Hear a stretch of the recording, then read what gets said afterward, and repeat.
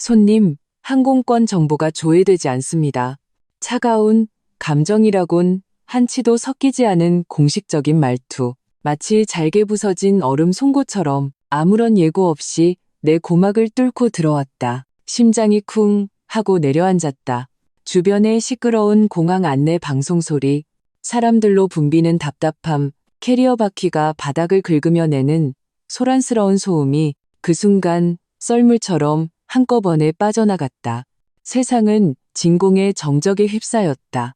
내 얼굴에 머물던 미소가 굳어버렸다. 손에는 아직 주민등록증을 꽉 쥐고 있었고 손끝은 차갑게 식어 있었다. 그럴 리가 없는데요. 내 목소리는 사포처럼 건조하고 껄끄러웠다. 다시 한번 확인해 주세요. 남편이랑 같이 예매했는데요. 나는 고개를 확 돌려 옆에 있는 그를 쳐다봤다. 결혼 3년 차인 내 남편, 김민준이었다. 그 순간 나는 똑똑히 보았다. 그의 얼굴에 스쳐 지나가는 아주 미세하고 거의 알아챌 수 없을 정도의 당황스러움을. 하지만 그 당황스러움은 환각처럼 순식간에 사라졌고 어색하게 쥐어짜낸 미소가 그 자리를 대신했다. 아, 여보, 미안해, 미안해. 그는 과장되게 자기 이마를 탁 치며 직원의 의심을 덮을 수 있을 만큼 큰 소리로 말했다. 내 정신 좀 봐. 내가 내 표만 예매했나 봐. 그가 자기 표만 예매한 것 같다고? 이 한마디가 총알처럼 정확히 내 가슴을 관통했다. 제주도로 떠나려던 내 안의 뜨거운 열정을 산산조각 냈다. 나는 그를 쳐다봤다. 흔들리는 그의 눈빛을, 안절부절 못하는 어색한 몸짓을, 이마에 송골송골 맺힌 식은땀을. 나는 그 익숙한 얼굴에서 오히려 안도하는 듯한 기색을 읽어냈다. 뒤에서 줄을 서 있던 사람들이 불평을 터뜨리기 시작했다. 뭐 하는 거예요? 빨리 좀 합시다. 표 없으면 비켜요. 다른 사람들 시간 뺏지 말고. 그 재촉하는 목소리들이 바늘처럼 잔뜩 긴장한 내 신경을 찔러댔다. 모든 서러움이 지난 3년간 무시당하고 경멸당하고 당연하게 여겨졌던 모든 순간들이 마치 둑이 터진 홍수처럼 내 가슴속에서 미친 듯이 날뛰었다. 하지만 나는 오히려 이상할 만큼 침착했다. 나는 아무 말도 하지 않았다. 그저 10초 동안 그를 뚫어지게 쳐다봤다. 그는 내 시선에 안절부절못하며 눈을 피했고 끝내 나와 눈을 마주치지 못했다. 여보, 화내지 마. 지금 바로 다음 비행기표 알아볼게. 그는 마침내 버티지 못하고 내 팔을 잡으려 했다. 목소리에는 비굴한 애원이 섞여 있었다. 나는 몸을 살짝 틀어 그의 손을 피했다. 움직임은 크지 않았지만 태도는 단호했다. 됐어. 내 목소리는 나 자신조차 낯설게 느껴질 만큼 차가웠다. 당신 혼자가. 말을 마친 나는 몸을 돌려 캐리어를 끌었다. 뒤에 선 사람들을 헤치고 한 번도 돌아보지 않은 채 공항 밖을 향해 걸어갔다. 서연아, 박서연, 어디가?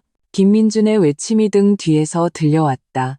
그 자신조차 눈치채지 못한 당황함이 묻어 있었다. 나는 돌아보지 않았다. 단 한 걸음도 멈추지 않았다. 눈물이 눈가에 미친 듯이 고였다. 마치 곧 끓어 넘칠 듯한 뜨거운 물처럼. 하지만 나는 아래 십수를 꽉 깨물어 그 시큰함을 고통으로 억눌렀다. 울면 안 돼. 적어도 여기서는 그에게, 그 누구에게도 내 초라한 모습을 보일 수 없어. 인천국제공항의 조명은 눈이 시리게 밝았다. 나는 곧장 택시 승강장으로 향했다. 기계적으로 줄을 서고 차에 올라탔다. 캐리어를 트렁크에 거칠게 밀어 넣었다. 손님, 어디로 가시나요? 기사님이 고개를 돌려 물었다. 나는 심호흡을 한 번 했다. 가슴 속에서 요동치던 감정을 억지로 짓눌렀다. 그리고 서울에서 300km 떨어진 나에게 유일한 안정과 온기를 주는 그곳의 지명을 뱉어냈다. 대구요. 저희 친정집 주소로 가주세요.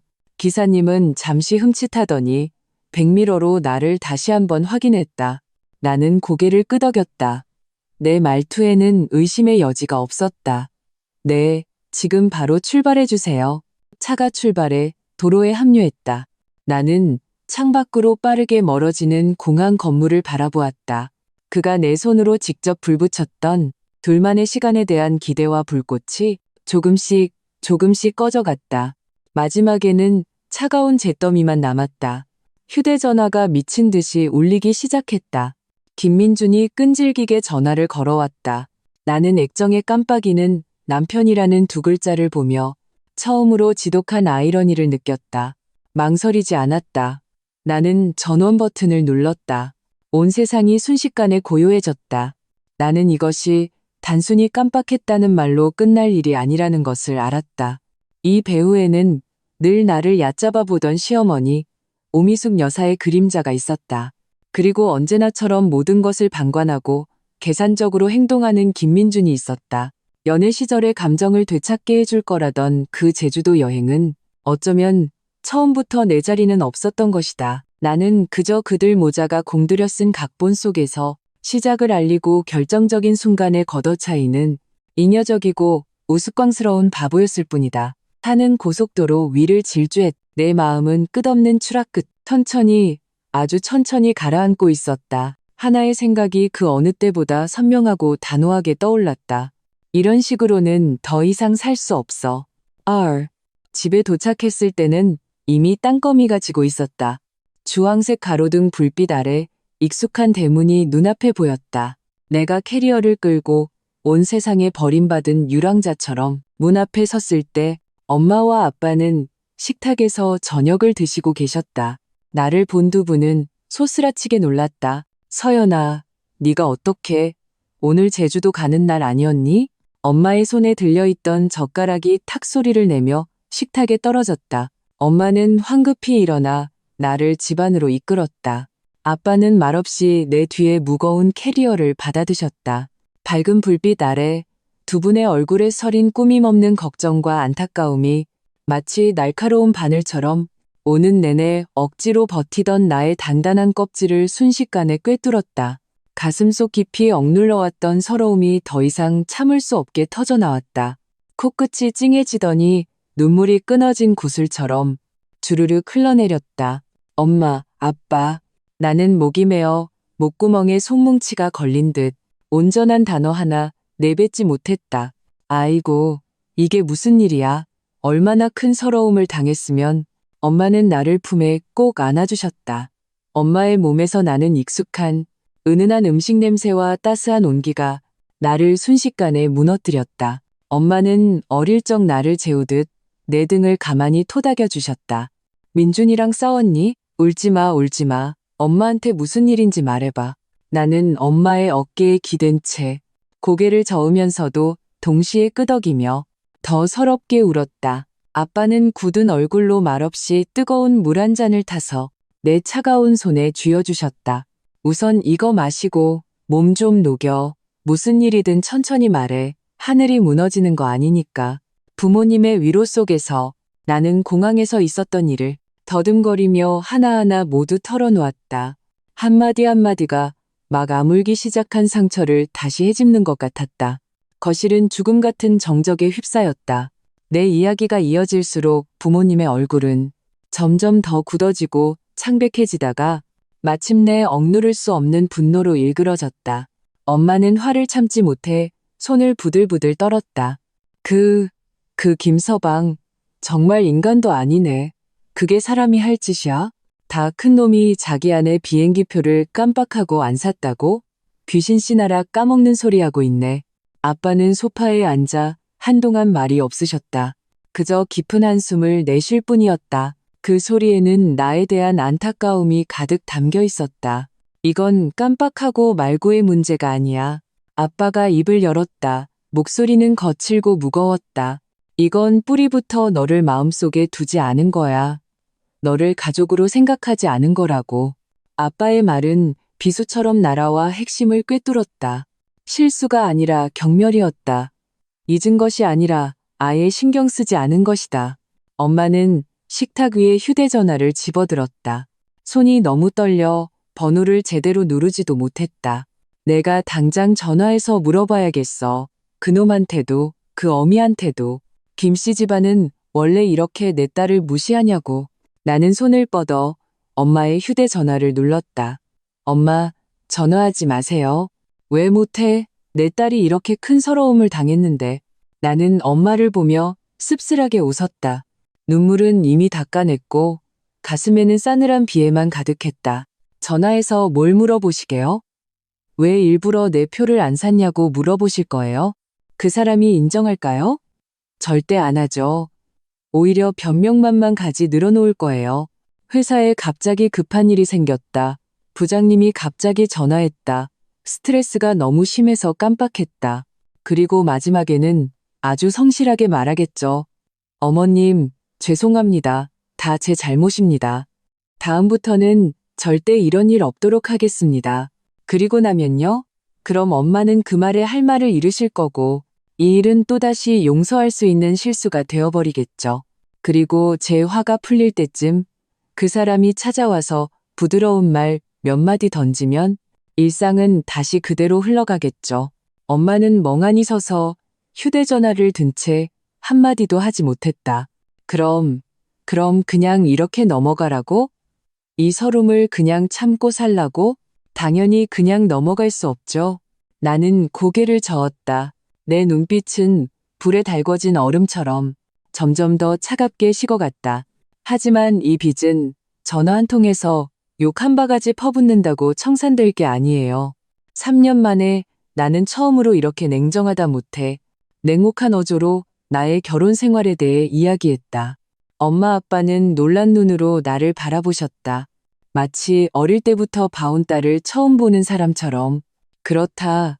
나는 더 이상 서러움을 당하면 울기만 하고 친정으로 도망쳐 며칠 숨어 있다가 김민중과 그의 엄마가 던지는 몇 마디 회유와 거짓말에 속아 넘어가는 박서연이 아니었다. 공항에서의 그 예기치 못한 굴욕은 마치 얼음물 한 바가지처럼 내 머리부터 발끝까지 나를 흠뻑 적셨고 또한 나를 완전히 깨어나게 했다. 나는 결혼 전 쓰던 내 방으로 돌아왔다. 분홍색 커튼, 책상 위에 낡은 스탠드, 옷장에는 심지어 학창시절 교복까지 걸려 있었다. 모든 것이 내가 떠날 때와 똑같았다. 마치 내가 결혼한 적도 그 숨막히는 결혼 생활 속에서 3년의 청춘을 소모한 적도 없는 것처럼. 나는 뜨거운 물로 개운하게 샤워를 하고 부드러운 내 작은 침대에 누웠지만 잠은 전혀 오지 않았다. 창밖의 달빛은 물처럼 부드럽게 이불 위로 쏟아졌다. 내 마음은 차갑고 텅 비어 있었지만 동시에 폐허 위에서 낯선 불꽃이 천천히 타오르기 시작했다. 나는 안다. 지금쯤 김민준 쪽은 난리가 났을 것이다. 내 전화가 꺼져 있으니 다음 단계는 분명 부모님께 전화하는 것이다. 부모님 전화도 받지 않는다는 것을 알게 되면 내가 미리 두 분께 그의 번호를 차단해달라고 부탁했다. 그는 어떻게 할까? 불안해할까? 아니면 예전처럼 내가 그저 비이성적으로 떼를 쓰고 심술을 부린다고 생각할까?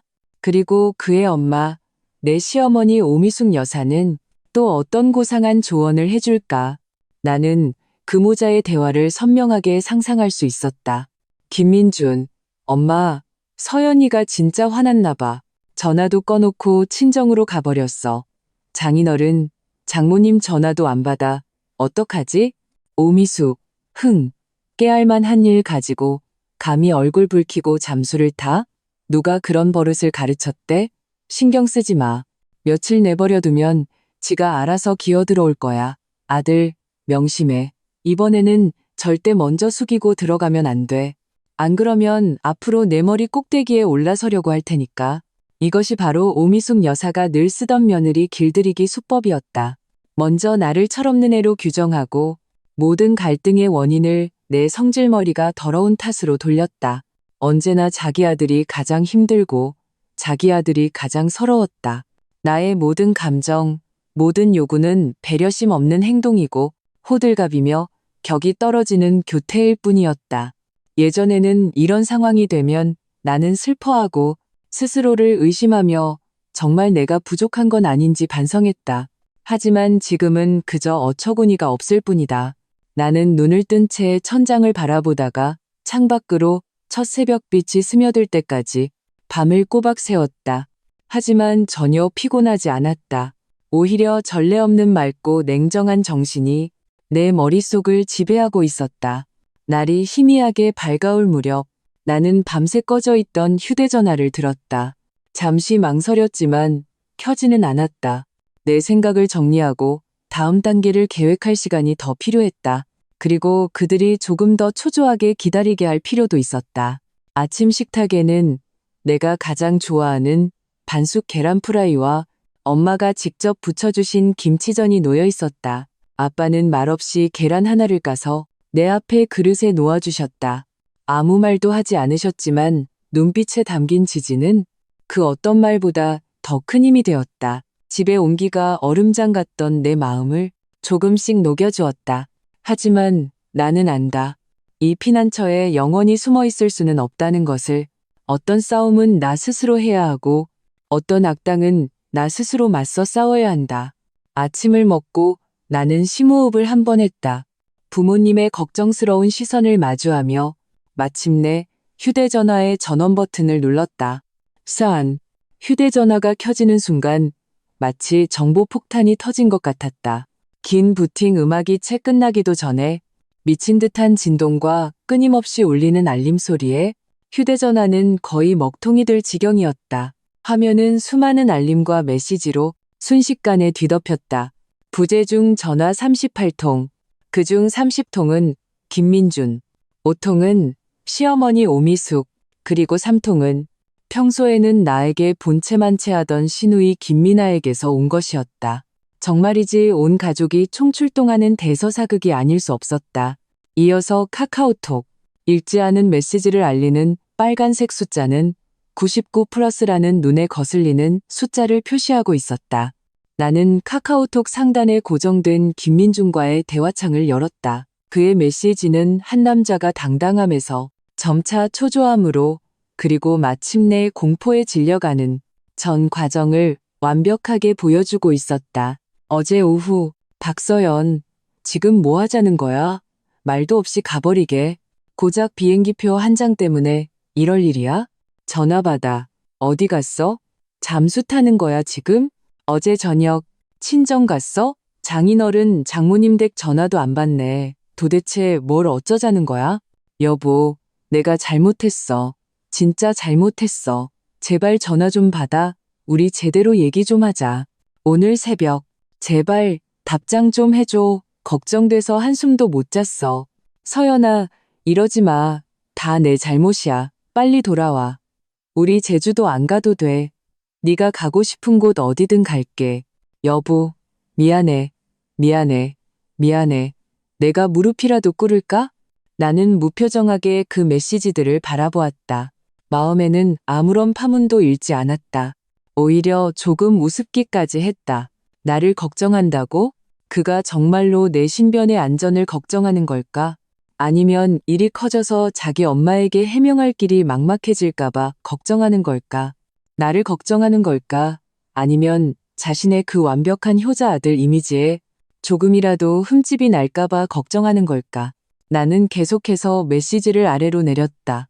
다음은 시어머니 오미숙의 메시지였다. 역시나 김민준의 것과는 완전히 다른 분위기였다. 그녀의 모든 문장은 위에서 내려다보는 듯한 가르침과 반박을 용납하지 않는 명령으로 가득 차 있었다. 아가, 내가 너를 나무라는 게 아니라 내 성질이 너무 대단하다. 민준이한테 다 들었다. 걔가 비행기 표 사는 걸 깜빡했을 뿐이잖니. 남자들이란 게 일 때문에 바쁘면 덤벙될 수도 있는 거야. 아내 된 도리로 네가 더 이해해야지. 말 한마디 없이 친정으로 가버리고 우리 식구들 번호까지 다 차단하고. 이게 무슨 경우 없는 짓이야? 소문이라도 나면 친척들이 우리 김씨 집안을 어떻게 보겠니? 우리가 너한테 얼마나 못되게 굴었으면 저러나 하겠지?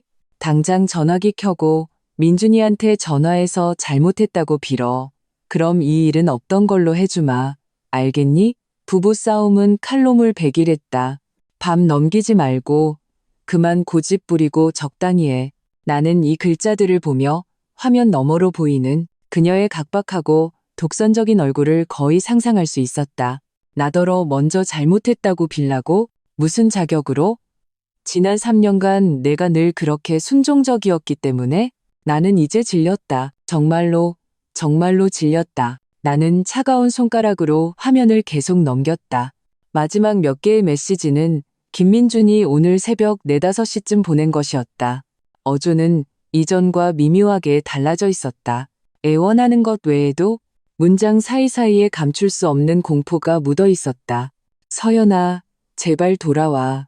엄마가 심장이 좀 안 좋으시대. 너 때문에 속상해서. 여보, 제발 부탁할게. 그만 좀 해. 엄마 연세도 많으신데. 정말 무슨 일이라도 생기면 나더러 어쩌라고. 보라, 또 시작이다. 또 이 수법이다. 나와 김민준 사이에 해결할 수 없는 갈등이 생길 때마다, 일의 전개가 그의 통제에서 벗어날 때마다 시어머니는 심장이 안 좋다는 카드를 꺼내 들었다. 이 병은 그녀가 김민준을 조종하고 나를 옭아매는 최후의 무기였다. 백전백승이었다. 예전의 나였다면 늘 두려워하고 죄책감을 느끼며 정말로 그녀에게 무슨 일이 생길까봐 걱정하다가 결국 즉시 타협했을 것이다. 하지만 지금 내 마음속에는 차가운 조소만이 가득했다. 나는 오미숙의 모든 메시지를 무시하고 김민준과의 대화창을 열어 느긋하게 몇 글자를 타이핑했다. 나 잘 있어. 엄마 아빠 집에. 요즘 너무 많은 일이 있어서 혼자 조용히 생각할 시간이 필요해. 방해하지 마. 메시지를 보낸 지 3초도 안 돼 그의 전화가 바로 걸려왔다. 마치 저승사자의 부름처럼 나는 화면에서 미친 듯이 깜빡이는 이름을 아무런 감정 없는 눈으로 바라보다가 그대로 끊어버렸다. 그는 즉시 다시 걸어왔다. 나는 또 끊었다. 그렇게 대여섯 번을 반복하자 그는 마침내 나의 결심을 이해한 듯 잠잠해졌다. 하지만 곧바로 카카오톡 보이스톡 요청이 팝업으로 떴다. 나는 계속해서 거절했다. 세상은 다시 고요해졌다. 하지만 나는 이것이 끝이 아니라는 것을 알았다. 오히려 그 반대였다. 이것은 이제 막 시작일 뿐이다. 목표를 달성하기 전에는 절대 포기하지 않는 오미숙의 성격상 그녀는 며느리인 내가 자신의 통제에서 벗어나는 것을 절대 용납하지 않을 것이다. 분명 다른 방법을 생각할 것이다. 역시나 10분도 채 되지 않아 우리 집 유선 전화기가 울렸다. 그 날카로운 벨소리가 조용한 거실에서 유난히 귀에 거슬렸다.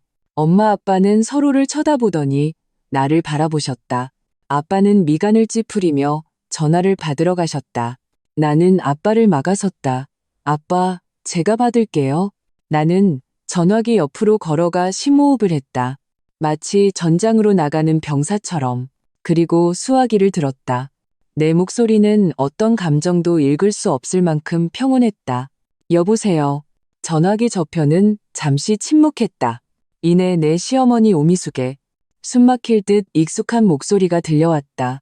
카카오톡 메시지에서의 위선과 가식은 온데간데 없었다. 그녀의 목소리에는 분명히 억누르지 못한 분노가 담겨 있었다.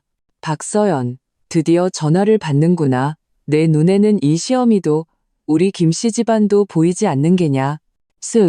오미숙의 목소리는 날카롭고 귀에 거슬렸다. 마치 손톱으로 칠판을 긁는 소리 같아서 고막이 아플 지경이었다.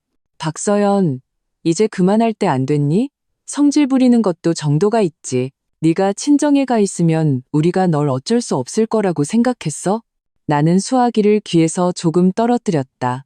목소리는 여전히 고요한 연못처럼 평온했다. 어머니, 저 성질 부리는 거 아니에요. 그냥 생각할 시간이 필요했을 뿐이에요. 생각? 네가 뭘 생각할 게 있는데. 그녀는 즉시 목소리를 높였다. 마치 도덕적으로 완벽한 우위에 선 사람처럼. 고작 비행기표 한 장 가지고 깜빡하고 못 샀으면 다시 사면 되는 거잖아. 그게 그렇게 큰일이야? 전화기 꺼놓고 도망까지 치게?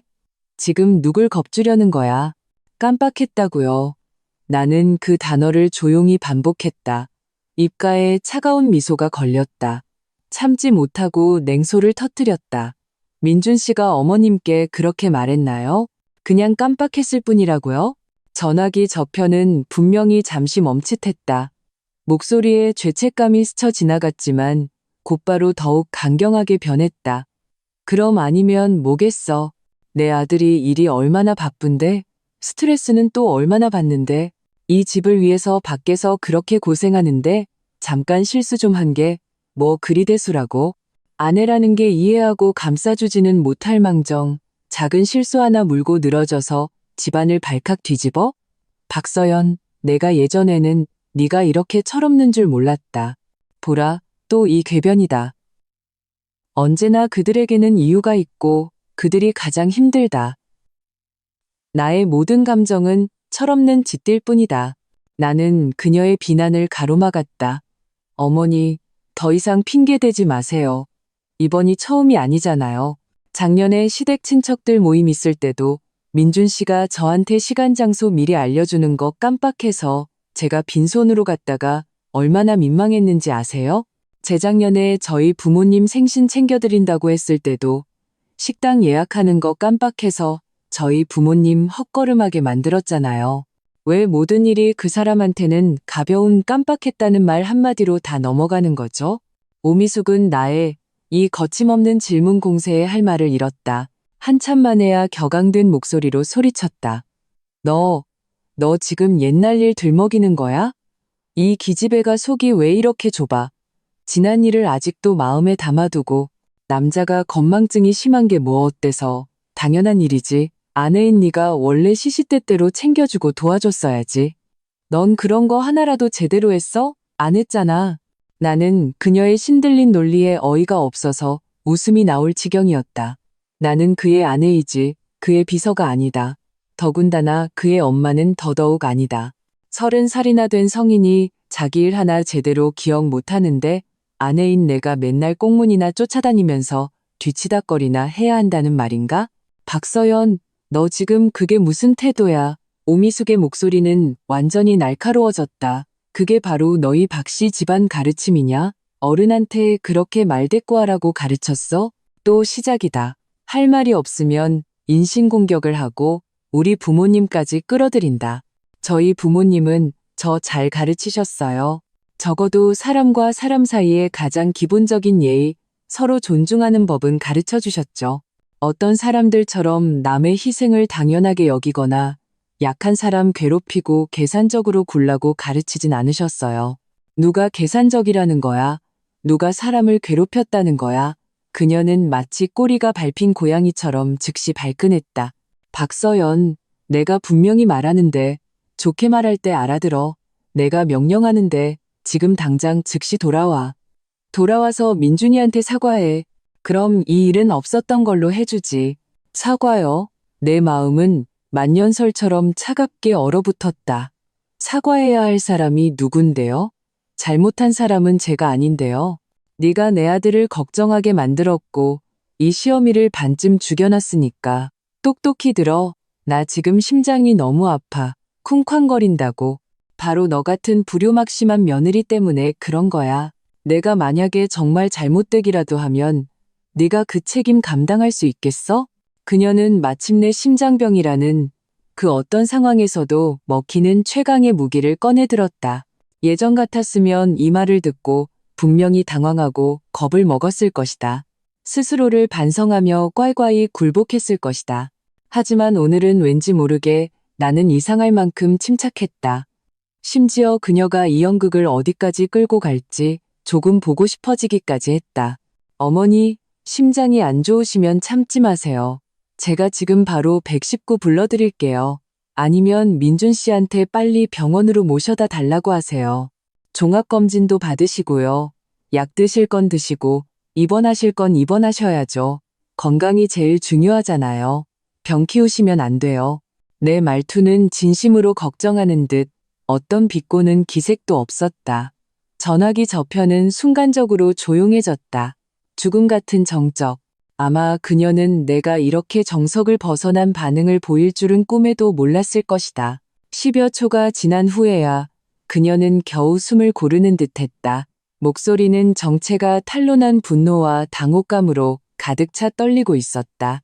잘났어. 정말 너 박서연 이제 날개가 돋았구나. 감히 나를 저주해? 너 두고 봐. 나중에 울면서 돌아와서 빌 날이 있을 테니까. 그녀는 수화기를 거칠게 내려놓았다. 귀를 찢는 뚜뚜 소리가 귓가에 맴돌았다. 나는 천천히 수화기를 내려놓았다. 손바닥에 얇은 식은땀이 배어있는 것을 발견했다. 하지만 그것은 두려움 때문이 아니었다. 그것은 전례 없는 족쇄를 끊고 나온 듯한 흥분과 쾌감 때문이었다. 부당한 압박에 정면으로 맞서고 감정적 협박을 거부하는 것이 이런 기분이었구나. 정말 빌어먹게도 상쾌했다. 부모님은 내내 긴장한 채 옆에 서서 숨도 제대로 못 쉬고 통화를 듣고 계셨다. 내가 수화기를 내려놓는 것을 보자 엄마가 다급하게 다가와 물었다. 어떻게 됐어? 그 사돈이 또 무슨 막말을 했니? 나는 고개를 저었다. 얼굴에는 심지어 오랜만에 진심에서 우러나온 미소까지 떠올랐다. 별거 아니에요. 늘 쓰던 수법이에요. 울고불고 난리치는 거. 이번 소품은 심장병이었어요. 아빠는 미간을 찌푸리며 걱정스럽게 말씀하셨다. 그 사돈, 심장이 정말 문제 있는 건 아니겠지? 나중에 정말 문제 생기면 어떡해? 아빠, 나는 정직하고 늘 남을 먼저 생각하는 아빠의 얼굴을 보며 마음이 따뜻해졌다. 하지만 말투는 단호했다. 걱정 마세요. 그분 심장 아주 튼튼해요. 지난달에 동네에서 건강검진할 때 제가 모시고 갔었어요. 검진 결과지도 제가 봤는데 모든 수치가 저보다 더 건강해요. 그냥 우리가 마음 약하고 책임지는 걸 두려워하는 걸 아니까 매번 이걸로 우리를 쥐고 흔드는 거예요. 엄마는 길게 한숨을 쉬었다. 그 모자는 정말. 서연아, 그럼 이제 어쩔 셈이야? 계속 이렇게 지낼 수는 없잖아. 어떻게 할까? 나도 나 자신에게 묻고 있었다. 이혼, 이 단어가 처음으로 이렇게 선명하고 냉정하게 어떤 무너지는 밤의 충동적인 감정이 아니라 내 머릿속에 떠올랐다. 지난 3년의 결혼 생활은 마치 기나긴 능지처참 같았다. 처음에 아주 약간의 달콤함을 제외하고는 거의 모든 시간이 끝없는 타협, 서러움, 그리고 자기 억압 속에서 흘러갔다. 나와 김민준 사이의 그 얕은 감정은 그의 수많은 깜빡했다와 무관심한 침묵 속에서 그의 엄마의 끝없는 간섭과 흑백을 뒤바꾸는 이간질 속에서 이미 깨끗하게 소모되어 버렸다. 이번 비행기표 사건은 그저 낙타의 등을 부러뜨린 마지막 지푸라기였을 뿐이다. 그것은 내가 그 집에서 도대체 어떤 존재인지를 완전히 깨닫게 해주었다. 내가 생각에 잠겨 있을 때 내 휴대전화가 다시 울렸다. 발신자 표시를 본 순간 내 심장이 쿵하고 내려앉았다. 이번에는 김민준도 오미숙도 아니었다. 낯선 지역번호의 유선 전화였다. 나는 잠시 망설이다가 귀신에 홀린 듯 통화 버튼을 눌렀다. 여보세요? 박서연 씨 맞으십니까? 전화기 저편에서 침착하고 유능해 보이는 낯선 남자의 목소리가 들려왔다. 매우 전문적이고 공식적인 말투였다. 네, 맞는데요? 누구시죠? 안녕하십니까, 박서연 씨. 여기는 법무법인 명륜입니다. 저는 김 변호사라고 합니다. 다름이 아니라 이전에 위임하셨던 새벽 아뜰리에 관련 지분 계약 및 지식재산권 확인 서류가 모두 준비되었습니다. 가능한 한 빨리 오셔서 서명해 주셔야 할 것 같습니다. 그리고 이전에 문의하셨던 개인 이혼 소송 시 발생할 수 있는 혼전 재산 및 혼후 개인 독립 재산의 구분과 보호 문제에 대해서도 상세한 방안을 마련해 두었습니다. 김 변호사가 뒤에 구체적으로 무슨 말을 했는지 나는 이미 잘 들리지 않았다. 귀에서 윙윙거리는 소리가 났고 마치 수많은 벌들이 맴도는 것 같았다. 심장은 미친 듯이 뛰었다. 갈비뼈를 하나하나 세게 두드리는 것처럼 마치 오랫동안 숨겨온 비밀이 가장 예기치 못한 순간에 누군가에 의해 갑자기 들춰진 것 같았다. 나는 무의식적으로 옆에 계신 부모님을 힐끗 쳐다봤다. 두 분은 걱정스러운 얼굴로 나를 보고 계셨다. 전화의 구체적인 내용은 듣지 못하신 듯 했지만 내 굳은 표정에 의아해하고 계셨다. 나는 즉시 몸을 돌려 등을 보이고 손으로 수화기를 가린 채 목소리를 최대한 낮췄다. 네, 김 변호사님. 알겠습니다. 제가 조만간 시간 내서 찾아뵙겠습니다. 자세한 내용은 만나서 이야기 나누시죠. 나는 거의 횡설수설하며 황급히 전화를 끊었다. 손바닥은 이미 끈적끈적한 식은땀으로 가득했다. 누구니, 서연아, 무슨 법무법인이라고? 엄마가 내 안색이 좋지 않은 것을 보고 의아하게 물었다. 아, 아무것도 아니에요. 나는 표정과 목소리가 자연스럽게 들리도록 애쓰며 어색한 미소를 지었다. 그냥 스팸 전화예요. 법률 상담 서비스 필요 없냐고 묻는 요즘 이런 전화가 너무 많이 와요. 부모님은 서로를 쳐다보셨다. 반신반의하는 눈치셨지만 내가 더 말하고 싶어 하지 않는 것을 보고 더 이상 묻지 않으셨다. 나는 핑계를 대고 도망치듯 내 방으로 돌아와 문을 닫았다. 차가운 문에 힘없이 기댔다. 길고 긴 한숨을 내쉬었다. 심장은 여전히 통제 불능 상태로 뛰고 있었다.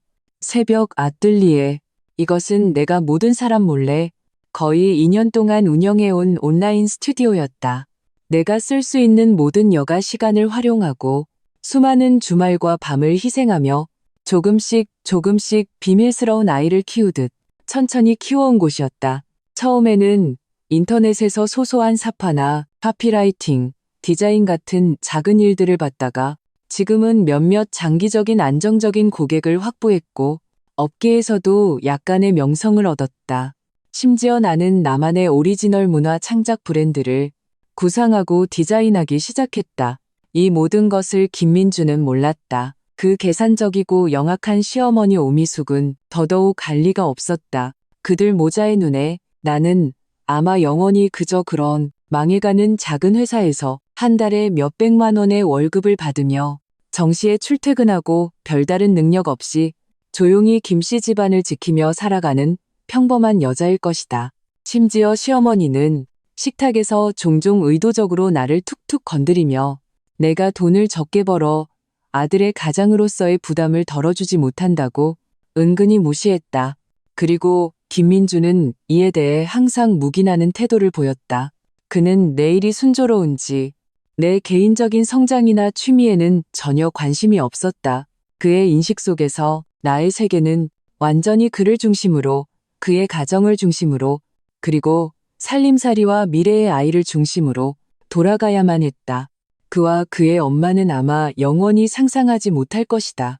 그들 앞에서 온순하고 인내심 강해 보이고 심지어 약간은 약해 보이기까지 했던 박서연이 자신도 모르는 사이에 스스로를 위한 또 다른 퇴로를 마련해 두었다는 것을 완전히 나 자신이 통제하는, 누구도 빼앗을 수 없고 누구도 앗아갈 수 없는 자신감을, 이혼이라는 생각이 다시 한번 매우 선명하게 내 머릿속에 떠올랐다.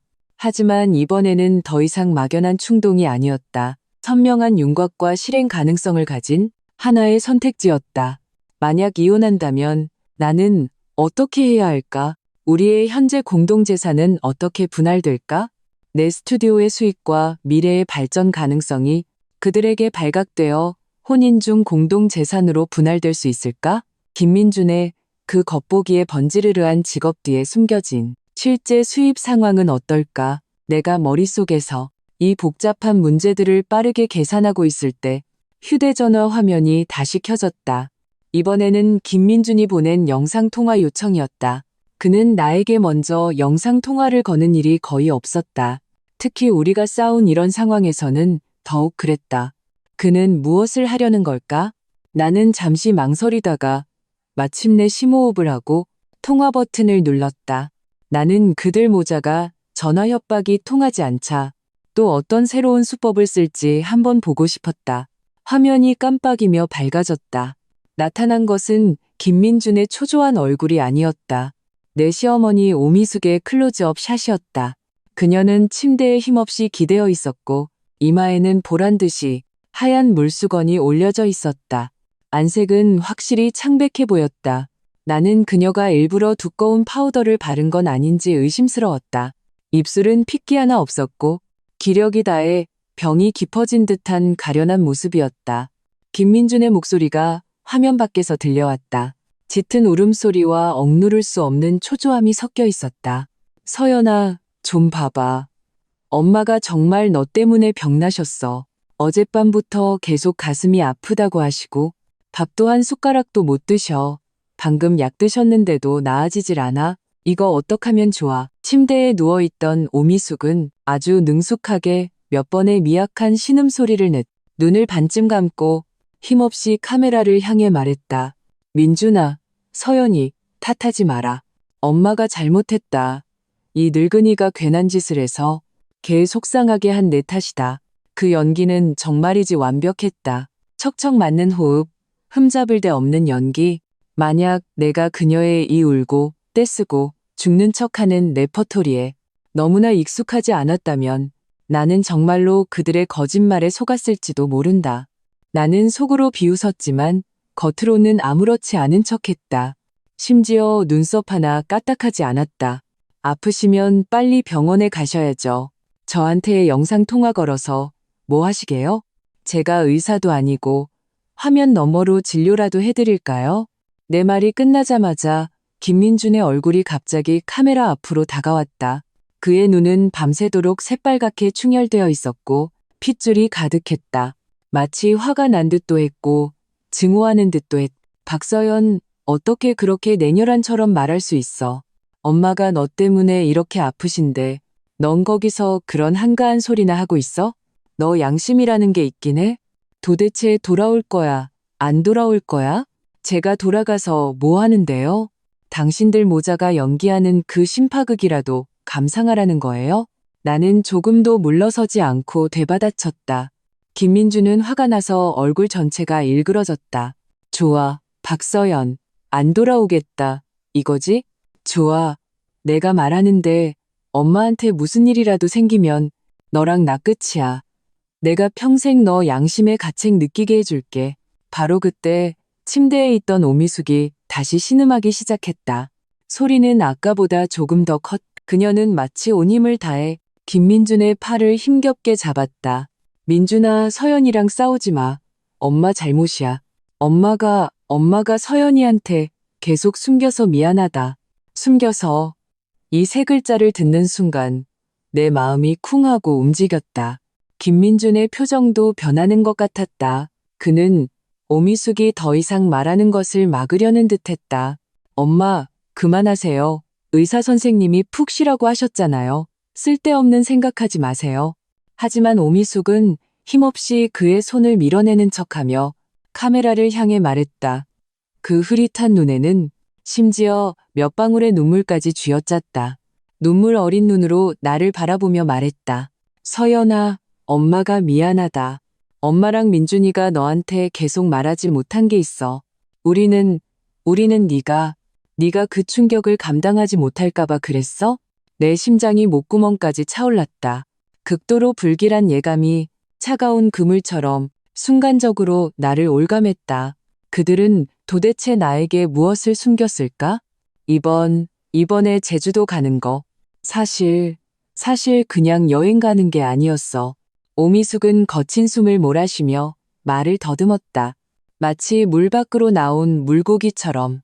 그게 네 친정 쪽, 내 친어머니께서 우리를 꼭 오라고 하셨어. 아주 중요한 할 얘기가 있다고.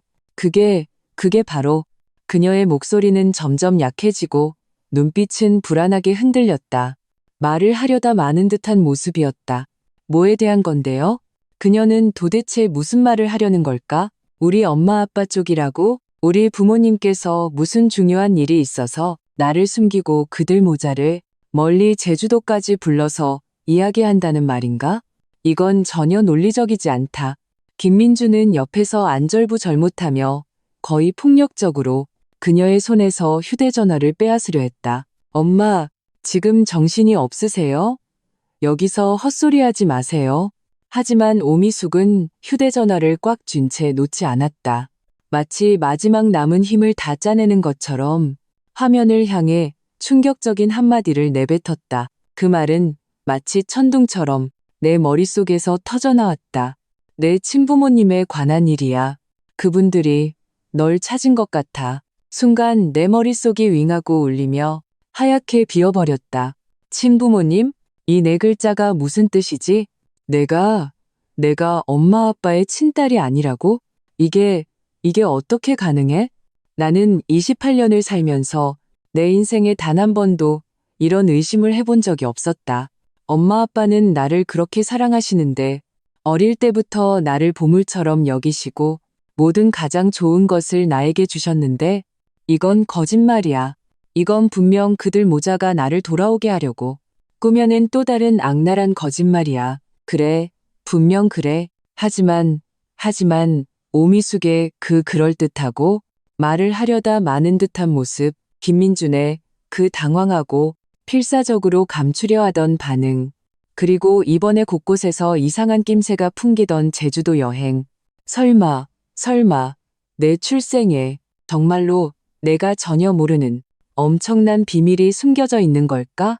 나는 휴대전화를 붙잡고 내 목소리가 통제 불능 상태로 떨리는 것을 느꼈다. 무슨 헛소리예요. 다시 한번 말해봐요. 침대에 있던 오미숙은 마치 모든 기력을 소진한 듯 고개가 꺾이고 눈이 감기며 그대로 기절해버렸다. 더 이상 말이 없었다. 김민주는 그 모습을 보고 카메라를 향해 천지가 무너질 듯한 비명을 질렀다. 엄마, 왜 그러세요? 그리고 그는 갑자기 영상통화를 끊었다. 화면은 순식간에 검게 변했다. 방 안에는 나 혼자 온몸이 얼음처럼 차가워진 채 서 있었다. 마치 보이지 않는 번개에 머리부터 발끝까지 맞아 영혼이 산산조각 난 것처럼 온 세상이 내 눈앞에서 빙빙 돌았다. 레오, 세상이 내 발밑에서 갈라져 바닥 모를 심연을 드러냈다. 네 친부모님에 관한 일이야 라는 그 한마디는 마치 악독한 저주처럼 순간적으로 내 몸의 모든 기운과 온기를 앗아갔다. 휴대전화가 떨리는 내 손에서 미끄러져 탁 소리를 내며 바닥에 떨어졌다. 액정은 산산조각 났고 마치 지금의 내 마음 같았다. 아무것도 들리지 않았다. 아무것도 보이지 않았다. 온 세상이 청각과 시각을 잃은 혼돈 속으로 빠져들었다. 나는 차가운 문에 기대어 겨우 쓰러지지 않을 수 있었다. 친부모님, 내가 부모님의 친딸이 아니라고 어떻게 그럴 수가 있지? 내 머리는 이 정보를 미친 듯이 거부했지만 오미숙의 그 비웃는 듯한 얼굴, 김민준의 그 당황한 표정이 마치 낙인처럼 내 머릿속에 깊이 새겨져 내 신경을 계속해서 지저댔다. 아니, 믿을 수 없어. 이건 분명 그들이 꾸며낸 거짓말이야. 나를 돌아오게 하려고, 나를 굴복시키려고 사용한 가장 비열하고 악독한 수단이야. 어떻게 감히 우리 부모님을 가지고 그런 장난을 칠 수가 있지? 분노와 공포, 그리고 역겨움이 뒤섞인 감정이 위장에서부터 거세게 치밀어 올랐다. 나는 방을 뛰쳐나가 부모님 앞으로 달려갔다. 백지장처럼 하얗게 질린 내 얼굴과 넋이 나간 모습에 두 분은 크게 놀라셨다. 서연아, 왜 그래? 무슨 일이야? 엄마가 휘청거리는 내 몸을 붙잡아 주셨다. 목소리가 떨리고 있었다. 나는 엄마의 팔을 꽉 잡았다. 손톱이 거의 살을 파고들 지경이었다. 눈 한 번 깜빡이지 않고 엄마를 쳐다보다가 아빠에게로 시선을 돌렸다. 나는 보았다. 두 분의 눈에 서린 당혹감과 그리고 내가 한 번도 본 적 없고 읽을 수도 없는 복잡한 감정 한 조각을, 그 복잡함이 독침처럼 내 심장을 한현히 찔렀다. 내 목소리는 나 자신조차 낯설게 느껴질 만큼 쉰 목소리로 떨리고 있었다. 엄마, 아빠, 말해주세요. 오미숙 여사가 한 말, 정말이에요? 그 사람이 제가 친딸이 아니라고 했어요. 제 친부모님이 찾아왔다고 했어요. 이 말을 내뱉는데 거의 온몸의 힘을 다 썼다. 거실은 죽음 같은 정적에 휩싸였다. 바늘 떨어지는 소리도 들릴 정도였다. 나는 내 거친 피비린내 나는 숨소리를 들을 수 있었다. 나는 엄마의 얼굴이 순간적으로 나와 똑같이 창백해지는 것을 볼 수 있었다. 나는 아빠의 늘 침착하고 굳건하던 얼굴에 처음으로 균열이 가는 것을 볼 수 있었다. 그는 갑자기 고개를 떨구고 나를 쳐다보지 못했다. 그 순간 나는 모든 것을 알았다. 어떤 대답도 필요 없었다. 그들의 침묵이 가장 잔인한 대답이었다. 정말이었구나. 내 인생의 가장 단단한 기반, 내가 늘 자랑스러워했던 가장 따뜻한 안식처가 이 순간 산산이 무너져 내렸다. 나는 그들의 딸이 아니었다. 나는 버려진 아이였다. 김민준 모자와 맞서 싸우게 했던 단단한 껍질이 순간적으로 가루가 되어 흩어졌다. 나는 엄마의 팔을 놓고 비틀거리며 두 걸음 뒤로 물러나 차가운 벽에 기댔다. 눈물이 마침내 참을 수 없이 터져 나왔다. 하지만 이번에는 서러움 때문이 아니었다. 뿌리째 뽑힌 듯한 거대한 공포와 환멸 때문이었다. 서연아, 엄마가 마침내 목소리를 되찾았다. 엄마는 울면서 나에게 다가와 나를 안으려 했다. 우리 말 좀 들어봐. 네가 생각하는 그런 게 아니야. 나는 무의식적으로 그 포옹을 피했다. 어릴 때부터 내가 가장 그리워했던 그 품이 지금은 나를 두렵게 했다. 왜요? 나는 벽에 기댄 채 내가 28년간 엄마 아빠라고 불렀던 가장 가까운 두 사람을 바라보았다. 그들이 너무나 낯설게 느껴졌다. 왜 한 번도 말해주지 않으셨어요? 일부러 숨기려던 게 아니었어. 아빠의 목소리는 심하게 갈라져 있었다. 아빠는 고개를 들었다. 눈에는 고통스러운 핏줄이 가득했다. 28년 전 눈이 펑펑 내리던 겨울이었어. 우리가 병원 앞 계단에서 강보에 쌓인 너를 발견했단다. 그때 넌 고열에 시달리고 있었고 작은 얼굴은 추위에 파랗게 질려 있었어. 울음소리도 거의 들리지 않을 정도였지. 옆에는 내 사주팔자가 적힌 쪽지 하나랑 이라는 글자 하나만 놓여 있었어. 나랑 내 엄마는 결혼하고 오랫동안 아이가 없었단다. 너를 본 순간 우리는 하늘이 너를 우리에게 보내주셨다고 생각했어. 우리는 너를 집으로 데려와 사방팔방으로 의원을 찾아다녔지. 겨우겨우 너를 죽음의 문턱에서 구해냈어. 엄마는 이미 흐느껴 울고 계셨다. 입을 가리고 더듬거리며 말했다. 내 친부모님을 찾아볼 생각도 했었어. 하지만 아무런 단서도 없었지. 그러다가 우리가 이기적이게 됐어. 서연아, 우리는 너를 너무 사랑했어. 우리는 두려웠어. 언젠가 그들이 돌아와 너를 우리 곁에서 빼앗아갈까봐. 그래서 우리는 입양수속을 밟고 너를 우리 친딸처럼 키웠어. 이 비밀은 그렇게 계속 숨겨졌던 거야. 우리는 맹세했어. 너에게 세상에서 가장 좋은 사랑을 주겠다고. 네가 조금도 서러움을 겪지 않게 하겠다고. 지난 세월 동안 우리가 그렇게 해줬니? 아빠는 나를 바라보았다. 눈에는 비굴할 정도로 간절한 희망이 담겨 있었다. 나는 그들의 주름진 눈물로 얼룩진 얼굴을 바라보았다. 그들이 이야기하는 그 멀고 먼 눈 내리던 겨울 이야기를 들었다. 내 마음이 찢어질 듯이 아팠다. 내가 어떻게 그들의 사랑을 의심할 수 있을까?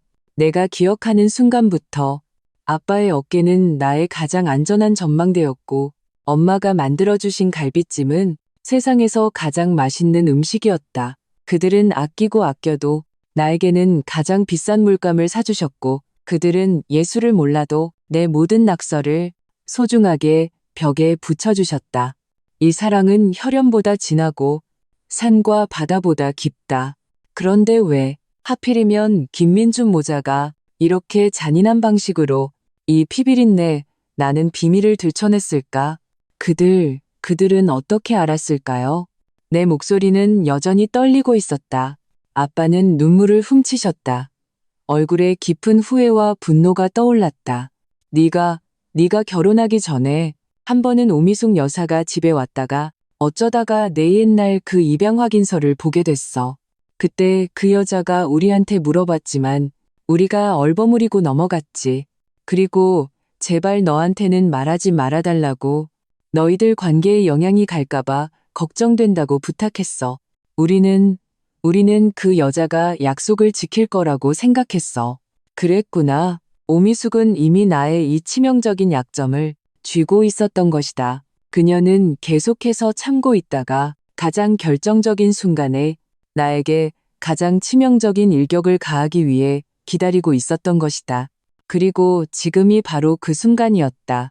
그녀는 나를 정신적으로 파괴하는 것뿐만 아니라 내 출생의 비밀을 이용해 무언가를 도모하려 하고 있었다. 제주도, 그 소위 사돈 어른이 이야기하려던 아주 중요한 일, 모든 단서가 순간적으로 내 머릿속에서 연결되었다. 뼛속까지 시린 한기가 내 발바닥에서부터 온몸으로 퍼져나갔다. 나는 마침내 알았다. 오미숙의 이번 목적은 단순히 여행을 가는 것이 아니었다. 그녀는 나를 위하는 척하며 나 몰래 내 친부모님을 만나러 갔던 것이다. 그리고 그녀가 일부러 내 비행기 표를 사주지 않고 나를 공항에 버리고 간 이유는 바로 선수를 치기 위해서였다. 그녀는 내 시어머니라는 신분으로, 우리 김씨 집안의 은인이라는 신분으로 그 얼굴도 모르는 친부모님에게 생색을 내고 엄청난 대가를 요구하려 했던 것이다. 그리고 나, 박서연은 처음부터 끝까지 그녀의 계획 속에서 이익을 얻기 위한 가장 중요한 도구였을 뿐이다. 이 모든 것을 깨닫고 나니 위장에서부터 치밀어 오르는 역겨움을 더 이상 참을 수 없었다. 나는 엄마를 밀치고 화장실로 달려가 변기를 붙잡고 미친 듯이 헛구역질을 했다. 아무것도 토해낼 수 없었다. 오직 쉬고 쓴 담즙만이 불처럼 타는 듯한 고통으로 내 목을 지저댔다. 사람이 이렇게까지 비열해질 수 있구나. 사람의 마음이 이렇게까지 악독해질 수 있구나. 나는 차가운 물로 몇 번이고 얼굴을 씻었다. 고개를 들어 거울 속에 창백한 얼굴, 부서진 눈빛, 초라하기 짝이 없는 여자를 바라보았다. 눈물은 계속 흘렀지만 내 눈빛은 거대한 슬픔과 분노 뒤에 점점 더 차갑게 식어갔다. 얼음으로, 그리고 증오로 응결되었다. 화장실에서 나왔을 때 나는 완전히 평정을 되찾았다. 죽음과 같은 고요함이었다. 부모님은 여전히 소파에 앉아 어쩔 줄 몰라 하셨다. 마치 잘못을 저지른 아이들처럼 내가 나오는 것을 보고 두 분은 벌떡 일어나 무언가 말하려 했지만 어디서부터 시작해야 할지 모르는 듯 했다. 나는 그들 앞으로 걸어가 핏발선 눈을 바라보았다. 마음속에 찢어지는 고통은 점차 더 깊은 감정으로 대체되었다. 그것은 애틋함이었고 어떤 상황에서도 끊어낼 수 없는 사랑이었다. 나는 심호흡을 하고 손을 뻗어 온 힘을 다해 두 분을 껴안았다. 엄마, 아빠, 내 목소리는 갈라졌지만 한 글자 한 글자가 매우 선명했다. 죄송해요. 아까는 제가 잘못했어요. 아니야, 우리 잘못이야. 우리가 미안하다고 해야지. 엄마는 내 품에서 온몸을 떨며 우셨다. 아니에요. 나는 고개를 저었다. 눈물이 다시 흘러내렸지만 이번에는 차갑지 않았다. 두 분은 잘못 없으세요. 두 분은 저에게 두 번의 생명을 주셨어요. 한 번은 그 겨울에, 또 한 번은 이 28년 동안. 제 마음속에서 두 분은 영원히 저의 유일한 친부모님이세요. 서연아, 쉰이 넘은 남자인 아빠가 아이처럼 울고 계셨다. 우리 세 식구는 그렇게 한참을 부둥켜 안고 울었다. 마치 지난 28년간 숨겨왔던 모든 두려움과 불안, 미안함을 눈물로 씻어내는 것 같았다. 울고 나니 마음의 상처는 여전했지만 텅 비었던 공포는 다시 채워졌다. 나는 알았다. 나의 혈통이 어디에서 왔든 이곳은 영원히 나의 집이고 이분들은 영원히 나의 가장 든든한 버팀목이라는 것을, 그것으로 충분했다. 감정이 가라앉아 이성이 다시 고개를 들었다. 나는 눈물을 닦고 눈빛은 더없이 단호해졌다. 엄마, 아빠, 이 일 그냥 이렇게 넘어가면 안 돼요. 부모님은 서로를 쳐다보셨다. 아빠가 힘주어 고개를 끄덕였다. 그래, 그냥 넘어갈 수 없지. 그 김씨 집안 너무 심했어. 오미숙 여사랑 김민준 씨, 지금 분명 제주도에 있을 거예요. 나는 렁징하게 분석했다. 그들은 이 비밀을 이용하면 제가 완전히 무너져서 판단력을 잃고 자기들 마음대로 조종할 수 있을 거라고 생각했겠죠. 그 독한 여자, 엄마는 화가 나서 몸을 부들부들 떨었다. 도대체 뭘 어쩌려는 거야? 뭘 어쩌려는 건지 곧 알게 되겠죠. 내 입가에 차가운 미소가 걸렸다. 그들이 연극을 하고 싶다면 제가 기꺼이 상대해주죠.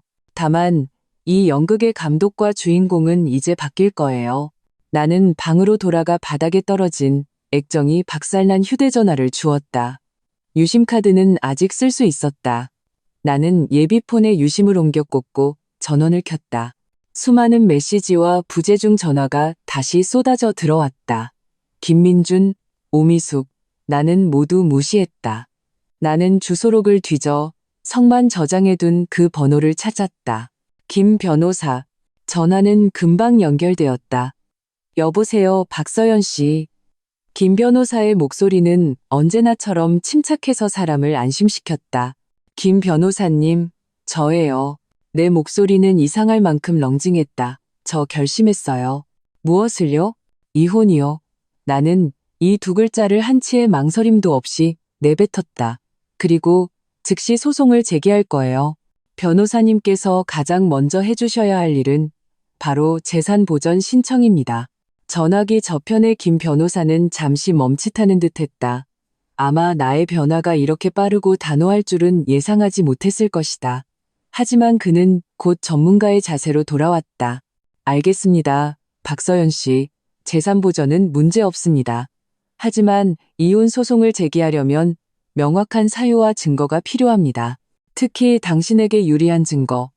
예를 들어 상대방의 과실이 있다는 증거 말입니다. 증거는 제가 찾을 거예요. 나는 그의 말을 끊었다. 그리고 그들이 사회적으로 매장될 만한 증거를요.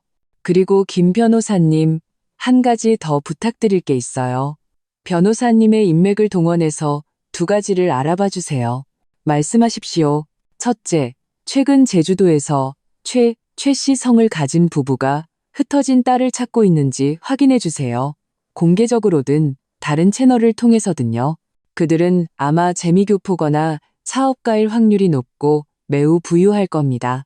둘째, 김민준 씨의 회사 대한건설이 최근에 무슨 문제가 있는지, 특히 자금 사정이 어떤지 알아봐 주세요. 김 변호사는 잠시 침묵했다. 내가 제공한 정보를 소화하는 듯했다. 박서연 씨, 혹시 의심하시는 게 있습니까? 이것이 치밀하게 계획된 사기극일 거라고 의심하고 있어요. 내 목소리에는 감정이 실려 있지 않았다. 오미숙과 김민주는 제 출생의 비밀을 이용해서 돈을 뜯어내려 하는 거예요. 그들 집안의 구멍을 메울 구명 자금을요. 김민준 씨의 회사는 겉보기엔 번지르르하지만 그는 저에게 자금 회수가 어렵고 유동성 압박이 크다고 불평한 적이 한두 번이 아니에요. 그리고 오미숙은 돈에 목숨을 걸고 돈을 위해서라면 수단과 방법을 가리지 않는 사람이죠. 이 두 가지를 연결해보면 대담한 추측이 제 머릿속에서 점점 형태를 갖춰가고 있어요. 알겠습니다. 김 변호사의 목소리는 진지해졌다. 하루만 시간을 주십시오. 내일 이 시간에 다시 연락드리겠습니다. 네. 전화를 끊고 나니 나는 마치 탄환을 재장전한 전사 같았다. 슬픔과 고통은 사라지지 않았다. 그것들은 단지 압축되고 정제되어 나를 앞으로 나아가게 하는 연료이자 차가운 분노로 변했을 뿐이다. 그 다음 나는 나 자신도 놀랄 만한 일을 했다. 나는 김민준에게 먼저 전화를 걸었다. 전화는 거의 받자마자 연결되었다. 서연아, 서연아, 드디어 내 전화 받았구나. 너 괜찮아? 엄마는. 김민준의 목소리는 절망 끝에 희망을 찾은 듯한 안도감과 다급함으로 가득했다. 돌아가셨어요? 나는 차갑게 물었다. 김민준은 내 말에 잠시 할 말을 잃었다. 말투는 순식간에 분노로 바뀌었다. 박서연, 말 좀 가려서 해. 너희 어머님이시잖아. 방금 병원에서 응급 처치받고 오셨다고. 아, 그래요? 내 말투는 아무런 감흥이 없었다. 어느 병원인데요? 위독 통지서라도 받으셨어요? 너 정말 말도 안 통하는구나. 김민주는 격분했다. 내가 그렇게 중요한 사실까지 알려줬는데 아직도 이런 사소한 일에 매달리는 거야? 지금 우리에게 가장 중요한 건 당장 제주도로 가서 내 친부모님을 만나는 거 아니야? 보라, 드디어 여우꼬리가 드러났다. 제 친부모님이요? 나는 일부러 혼란스러운 척 물었다. 우리 엄마 아빠는 집에 잘 계시는데 제가 제주도에 가서 누굴 만나요? 모르는 척하지 마. 김민준의 말투는 짜증으로 변했다. 엄마가 다 말씀하셨잖아. 네 부모님은 널 입양하신 거고 네 친부모님은 배경이 대단해. 엄청난 부자라고 계속 널 찾고 계셨대. 이번에 우리를 제주도로 부른 것도 바로 그분들이야. 그래요? 나는 계속 모르는 척했다. 그렇게 부자신데 왜 당신들을 만나자고 하셨을까요? 저한테 직접 연락하면 되잖아요. 그건 우리가 내 가장 가까운 가족이니까. 그렇지. 김민준의 말투는 약간 당황한 기색이 역력했다. 내 이런 질문을 예상하지 못한 듯 했다. 우리를 통해서 먼저 네 상황을 좀 알아보려고 하셨어. 서연아, 이건 네가 진짜 가족을 찾고 인생 역전할 수 있는 절호의 기회야. 아직도 뭘 그렇게 투정 부리고 있어? 가족을 찾고 인생 역전? 나는 그의 이 추악한 모습에 어이가 없어 웃음이 나올 지경이었다. 좋아요. 나는 나지막이 말했다. 뭐라고? 김민준이 되물었다. 좋다고요. 나는 다시 한번 말했다. 목소리에는 그가 가장 익숙하게 여기는 약하고 순종적인 기색을 담았다. 제 친부모님이라니 당연히 만나 뵈어야죠. 지금 제주도 어느 호텔에 계세요? 전화기 저편의 김민주는 내가 갑자기 굴복할 줄은 전혀 예상하지 못한 듯 기뻐서 어쩔 줄 몰라 했다. 잘 생각했어. 서연아. 네가 이렇게 살이 분별할 줄 아는 애인 줄 알았어. 우리 지금 제주 신라호텔에 있어. 빨리 비행기 표 사서 와. 내가 방번호 보내줄게. 아니요. 나는 그의 말을 끊었다. 호텔은 제가 알아서 예약할게요. 도착하면 연락할게요. 그래. 그럼 빨리 와. 네 친부모님께서 널 기다리고 계시니까. 전화를 끊고 나는 창밖을 바라보았다. 날은 이미 완전히 밝아 있었다. 붉은 해가 지평선 위로 솟아오르고 있었다. 제주 신라호텔, 김민준, 오미숙. 내가 간다. 당신들의 연극은 이제 막을 내릴 시간이다. 다음 날 오후 김 변호사의 전화가 약속된 시간에 정확히 걸려왔을 때 나는 우리 집 거실 소파에 앉아 있었다. 내 앞에는 방금 출력한 제주행전자 항공권이 펼쳐져 있었다. 부모님은 내 맞은편에 앉아 걱정 가득한 얼굴을 하고 계셨다. 김 변호사님, 알아내셨나요? 나는 스피커폰을 켰다. 네, 알아냈습니다. 박서연 씨, 당신이 추측한 대로였습니다. 김 변호사의 목소리는 침착하고 효율적이었다. 첫째, 최씨성을 가진 노부부가 실제로 있었습니다. 말레이시아의 유명한 화교 상인으로 주력 사업은 파묘와 부동산이며 상당한 자산가입니다. 최근 여러 경로를 통해 28년 전 한국에서 잃어버린 외동딸을 찾는다는 정보를 공개했습니다. 정보에 언급된 실종 장소, 신표 등이 당신의 양부모님께서 제공하신 정보와 대부분 일치합니다. 현재 그들은 실제로 제주 신라호텔에 묵고 있습니다. 내 심장이 쿵하고 내려앉았다. 정말 그런 부모님이 계셨구나. 내가 정말 아무 이유 없이 버려진 게 아니었구나. 둘째, 김 변호사가 말을 이었다. 김민준 씨의 회사, 대한건설의 상황은 당신이 생각하는 것보다 훨씬 심각합니다. 그 회사는 중대한 프로젝트가 부도나면서 한 달 전에 이미 자금줄이 끊겼습니다.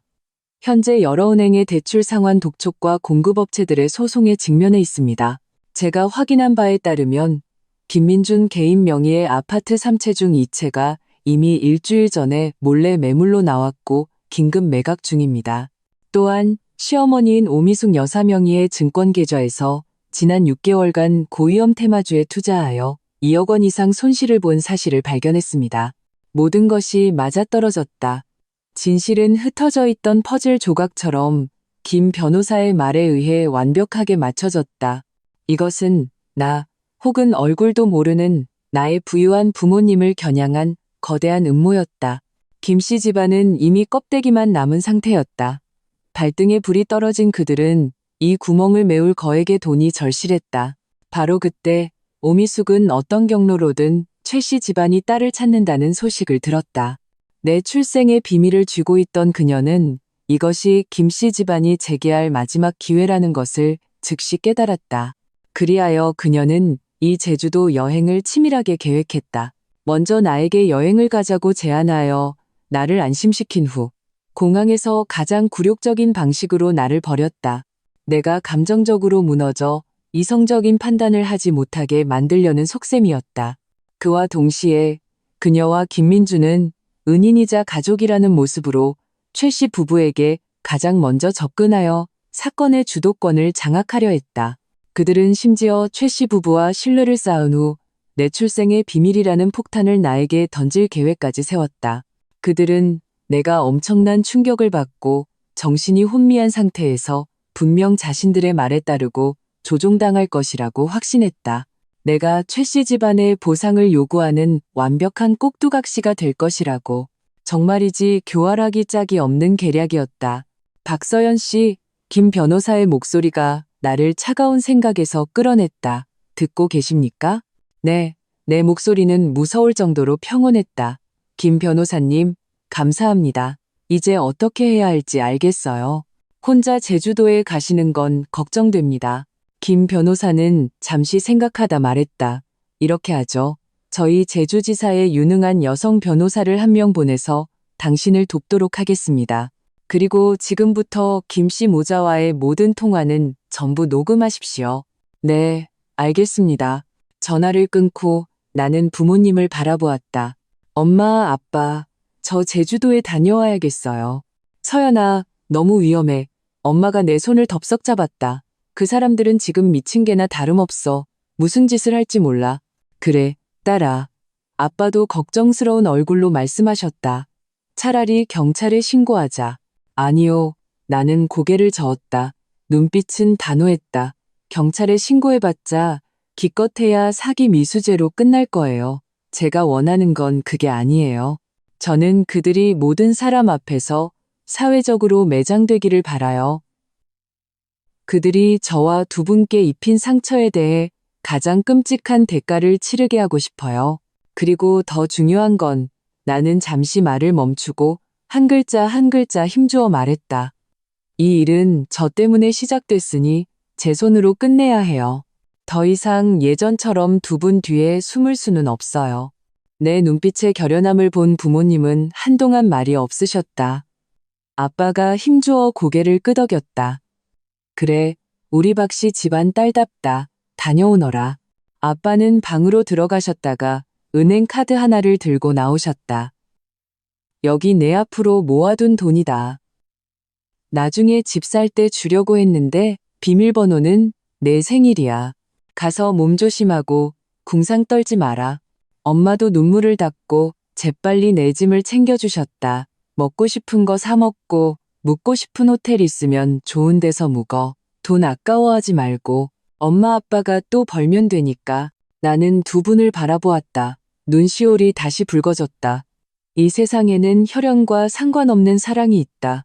그 이름은 바로 부모님이었다. 쯔오. 3시간 후 비행기는 제주국제공항에 착륙했다. 공항을 나오는 순간 습하고 짭짤한 바다 내음이 섞인 바람이 얼굴에 와닿았다. 햇살은 눈부셨고 야자수의 거대한 잎사귀가 바람에 흔들렸다. 이것은 내가 반년 동안 동경했던 풍경이었지만 지금 내 마음속에는 조금의 설렘도 없었다. 오직 살벌한 평온함만이 가득했다. 나는 김민준에게 연락하지 않았다. 그가 말한 신라호텔에도 가지 않았다. 김 변호사의 조언에 따라 신라호텔과 마늘 사이에 두고 마주보는 다른 5성급 호텔에 묵었다. 호텔 방의 넓은 창가에 서니 건너편에 휘황찬란한 건물이 선명하게 보였다. 나는 알았다. 나의 적은 저곳에 있고 나와 혈연으로 이어진 가족도 저곳에 있다. 내 남은 인생의 운명을 결정할 큰 연극이 바로 저곳에서 펼쳐질 것이다. 제주지사에서 온 변호사는 임림씨 성을 가진 30대 초반의 매우 유능하고 시원시원해 보이는 단발머리 여성이었다. 그녀는 호텔 로비에서 나와 만났다. 박서연 씨, 임 변호사입니다. 김 변호사님께 상황은 모두 전달받았습니다. 우리는 별다른 인사 없이 바로 본론으로 들어갔다. 임 변호사님, 몇 가지 처리해 주실 일이 있습니다. 말씀하십시오. 첫째, 어떻게든 김민중과 오미숙이 묵고 있는 객실 번호와 그들이 최근 며칠간 사용한 모든 소비 내역을 확보해 주세요. 둘째, 신라호텔 연회장 매니저에게 연락해서 제가 새벽 아뜰리에 창업자 명의로 내일 점심에 가장 큰 연회장을 빌리겠다고 전해주세요. 소규모의 문화상품 발표회 겸 감사 오찬을 열겠다고요. 초대장은 호텔의 모든 VIP 고객에게 보내주시고 특히 최 선생님과 최 사모님께 반드시 전달되도록 해주세요. 임 변호사는 잠시 멈칫하더니 눈이 반짝였다. 내 의도를 알아차린 것이다. 훌륭한 방법입니다. 박서연 씨, 그녀는 진심으로 감탄했다. 그들이 만남을 주선하기를 수동적으로 기다리는 것보다 우리가 직접 무대를 만들어 모든 사람을 초대하는 거죠. 이렇게 하면 주도권은 완전히 우리 손에 들어오게 됩니다. 맞아요. 나는 고개를 끄덕였다. 그들은 저를 무대 뒤에 숨겨진 비밀 병기처럼 취급하려 했지만 저는 보란듯이 가장 밝은 곳에 서서 제가 누구인지 똑똑히 보여줄 거예요. 하지만 최 씨 부부가 올까요? 임 변호사는 핵심적인 질문을 던졌다. 올 거예요. 나는 확신에 차 말했다. 제가 조사한 바에 따르면 최 선생님 본인이 유명한 예술품 수집가이며 한국 전통문화와 문화상품에 대한 관심이 깊으세요. 그리고 제 스튜디오 이름이 새벽 아뜰리에고 제 이름의 진죄, 자가 바로 28년 전절을 감싸고 있던 강보 속 쪽지에 남겨진 유일한 글자예요. 이것이 저와 그들 사이의 유일하고도 가장 원초적인 연결고리죠. 그분들이 이 이름을 보면 분명 약간의 호기심이라도 생길 거라고 믿어요. 그리고 그 작은 호기심만으로도 충분해요. 알겠습니다. 임 변호사는 신속하게 움직였다. 바로 처리하겠습니다. 임 변호사가 떠난 후 나는 혼자 방에 앉아 창밖의 바다를 바라보았다. 파도가 끊임없이 해변을 쓸었고 둔탁한 소리를 냈다. 내 마음도 이 바다처럼 겉보기에는 평온했지만 깊은 곳에서는 거센 물살이 일고 있었다. 나는 전화를 기다리고 있었다. 역시나 저녁 7시쯤 김민준에게서 전화가 걸려왔다. 목소리에는 억누를 수 없는 초조함과 짜증이 가득했다. 박서연, 어디야? 왜 아직도 연락 안 해? 도대체 뭐 하자는 거야? 방금 비행기에서 내렸어. 좀 피곤해서 일단 호텔 잡았어. 나는 담담하게 대답했다. 호텔 잡았다고? 어디? 왜 신라 호텔로 안 왔어? 내가 말했잖아. 그는 거의 포효했다. 내가 왜 당신이랑 같이 묵어야 하죠? 내가 되묻자 그는 할 말을 잃었다. 격분한 목소리로 말했다. 좋아, 같이 안 묵어도 돼. 그럼 내일은 반드시 나랑 같이 최 선생님 부부를 만나러 가야 해. 엄마가 이미 약속 잡아놨어. 내일 오전 10시에 호텔 카페에서. 내일 오전에는 시간 없어요. 시간이 없다고? 그의 목소리가 한 옥타브 높아졌다. 박서연, 너 미쳤어? 하늘이 두 쪽 나도 가야 할 판에 시간이 없다고? 내 목소리는 평온했다. 저는 내일 점심에 제품 발표회를 열어야 해요. 당신이랑 어머님이 관심 있으시면 와서 참석하셔도 돼요. 전화기 저편은 긴 침묵에 휩싸였다. 나는 충격과 분노로 일그러진 김민준의 얼굴을 거의 상상할 수 있었다. 제품 발표회? 박서연, 너 지금 무슨 미친 짓이야? 네가 무슨 제품이 있는데? 나한테 이런 장난치지 마. 믿든 말든 마음대로 하세요. 나는 더 이상 그와 실랑이하고 싶지 않았다. 그럼 이만. 말을 마치고 나는 바로 전화를 끊었다. 나는 알았다. 김민준과 오미숙은 지금쯤 분명 화가 머리끝까지 났을 것이다. 일의 전개가 완전히 그들의 각본을 벗어났다. 그들이 정교하게 설치한 함정에 내가 빠져들기는커녕 오히려 옆에서 새로운 판을 벌여 그들이 전혀 이해할 수 없는 맞불을 놓고 있었다. 그들은 어떻게 할까? 분명 올 것이다. 그들은 가장 중요한 도구인 내가 자신들의 통제에서 벗어나는 것을 절대로 용납하지 않을 테니까. 그날 밤 나는 유난히 편안하게 잠들었다. 폭풍 전의 고요함은 언제나 그렇다. 다음 날 제주 신라호텔에서 가장 큰 한라울 연회장, 새벽 아뜰리에의 로고가 입구 가장 눈에 띄는 곳에 정교하게 투사되었다. 심플하면서도 디자인 감각이 돋보였다. 홀 내부는 우아하고 산뜻하게 꾸며졌고 지난 1년여간 내 스튜디오에서 디자인한 다양한 문화상품들 실크 스카프, 다이어리, 향초, 닭이 세트 등이 예술품처럼 전시되어 있었다. 손님들이 속속 도착했다. 대부분 호텔 투숙객들로 초대장의 아름다운 디자인과 새로운 한국적 감성이라는 콘셉트에 이끌려온 사람들이었다. 임 변호사는 유능한 비즈니스 정장을 입고 현장의 다양한 업무를 능숙하게 처리하고 있었다. 나는 심플한 흰색 원피스로 갈아입고 긴 머리를 올리고 정교한 메이크업을 했다. 거울 속에서 나는 완전히 낯선 나 자신을 보았다. 예전의 온순함과 소심함은 사라지고 눈빛에는 전례 없는 냉정과 단호함이 깃들어 있었다. 오전 11시 연회장은 이미 80%가량 채워졌다. 우아한 클래식 음악이 홀 안에 흐르고 있었다. 입구에 마침내 내가 예상했던 두 사람이 나타났다. 오미숙과 김민준이었다. 오미숙은 분명히 신경 써서 차려입은 모습이었다.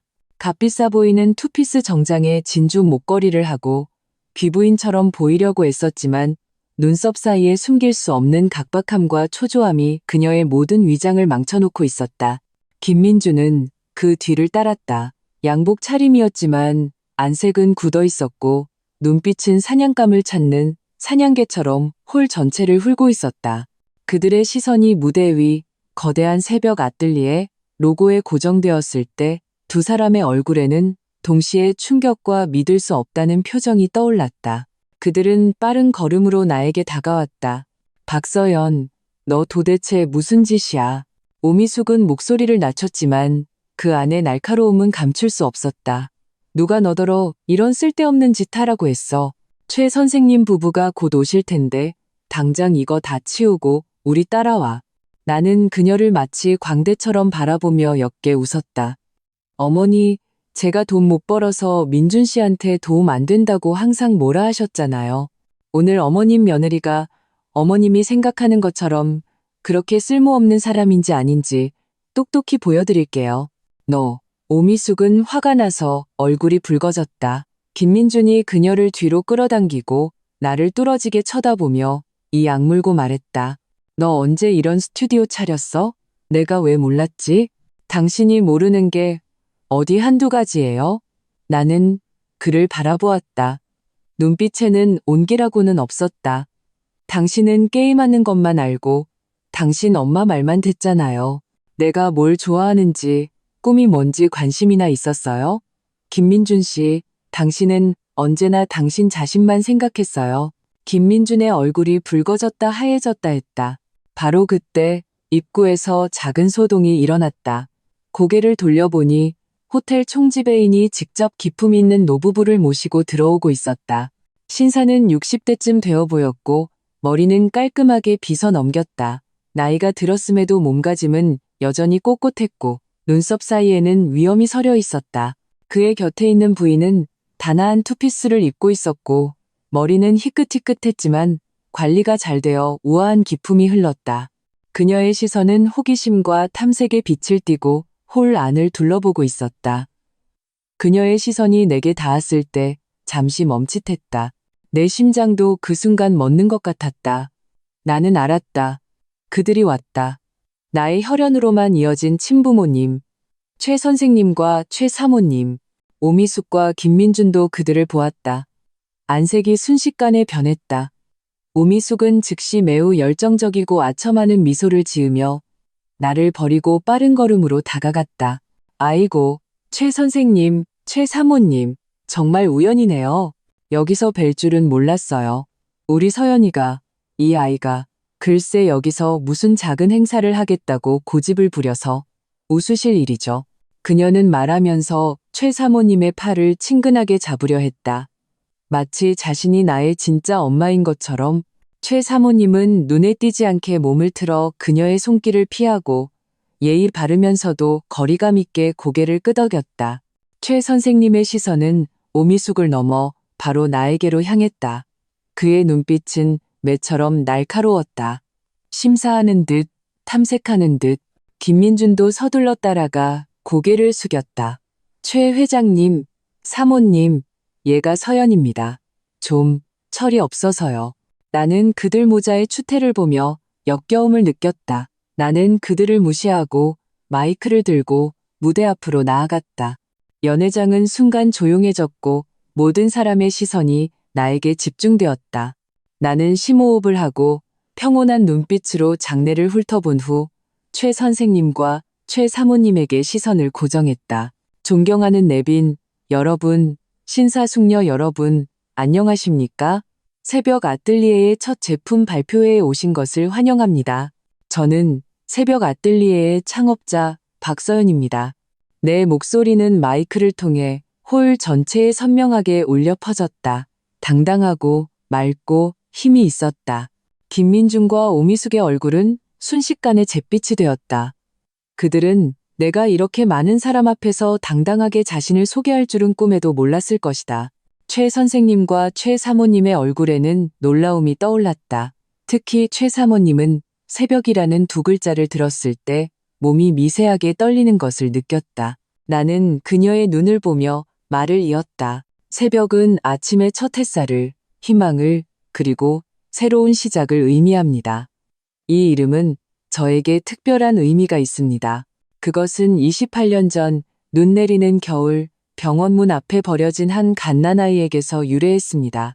그 아이 곁에 있던 유일한 쉼표는 젠이라는 글자가 적힌 쪽지 한 장이었습니다. 다행히도 그 아이는 선량한 부부에게 입양되었습니다. 그분들은 아이에게 따뜻한 가정을 주었고 모든 사랑을 주어 건강하고 행복하게 자라게 해주셨습니다. 그분들이 바로 저의 부모님입니다. 여기서 나는 잠시 말을 멈추고 오미숙과 김민준에게로 시선을 돌렸다. 눈빛이 순식간에 얼음처럼 차가워졌다. 하지만 불행하게도 이 세상에는 타인의 출생 비밀을, 타인의 혈육의 정을 이용하여 자신의 더럽고 비열한 사리사욕을 채우려는 사람들이 있습니다. 그들은 다른 사람을 도구로 자신의 재정적 구멍을 메우고 탐욕을 채우는 도구로 삼을 수 있다고 생각했습니다. 그들은 치밀하게 계획을 세우고 흑백을 전도하며 심지어 다른 사람의 상처에 소금을 뿌리는 것도 서슴지 않았습니다.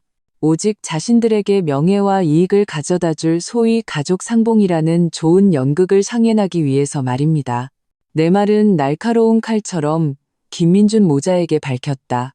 그들의 안색은 이미 잿빛에서 흑빛으로 변해 있었다. 장래는 술렁였고 모든 사람들이 내 말의 의미를 알아차렸다. 경멸과 호기심, 동정이 섞인 시선들이 일제히 그들에게로 향했다. 오미숙의 몸이 떨리기 시작했다. 그녀는 나를 가리키며 입술을 떨었지만 한마디도 하지 못했다. 그리고 최 선생님과 최 사모님은 완전히 굳어 있었다. 최 사모님은 입을 가리고 눈물이 터져 나왔다. 그녀는 나를 보며 충격과 고통, 믿을 수 없다는 감정이 뒤섞인 눈빛을 보냈다. 최 선생님의 얼굴도 매우 굳어 있었다. 그의 날카로운 눈은 오미숙을 뚫어지게 쳐다보고 있었다. 나는 멈추지 않았다. 나는 손에 든 리모컨을 눌렀다. 등 뒤에 대형 스크린이 켜졌다. 나타난 것은 내 제품 소개가 아니라 녹음 파일 재생 화면이었다. 박서연, 어떻게 그렇게 말할 수 있어? 너희 어머님이시잖아. 내가 그렇게 중요한 사실까지 알려줬는데 지금 우리에게 가장 중요한 건 당장 제주도로 가서 네 친부모님을 만나는 거 아니야? 그분들은 배경이 대단해. 엄청난 부자라고. 이건 네가 진짜 가족을 찾고 인생 역전할 수 있는 절호의 기회야. 김민준의 계산적이고 유혹적인 목소리가 연회장에 선명하게 울려 퍼졌다. 이어서 화면에는 여러 문서가 떴다. 임 변호사가 밤새 수집한 대한건설의 부채보고서, 법원의 소환장, 그리고 오미숙이 2억 원 이상 손실을 본 주식 거래 기록이었다. 증거는 산처럼 쌓였다. 진실은 가장 직접적이고 가장 참혹한 방식으로 모든 사람 앞에서 완전히 드러났다. 오미숙은 마침내 이 엄청난 충격과 굴욕을 견디지 못하고 비명을 지르며 눈을 뒤집고 그대로 뒤로 넘어갔다.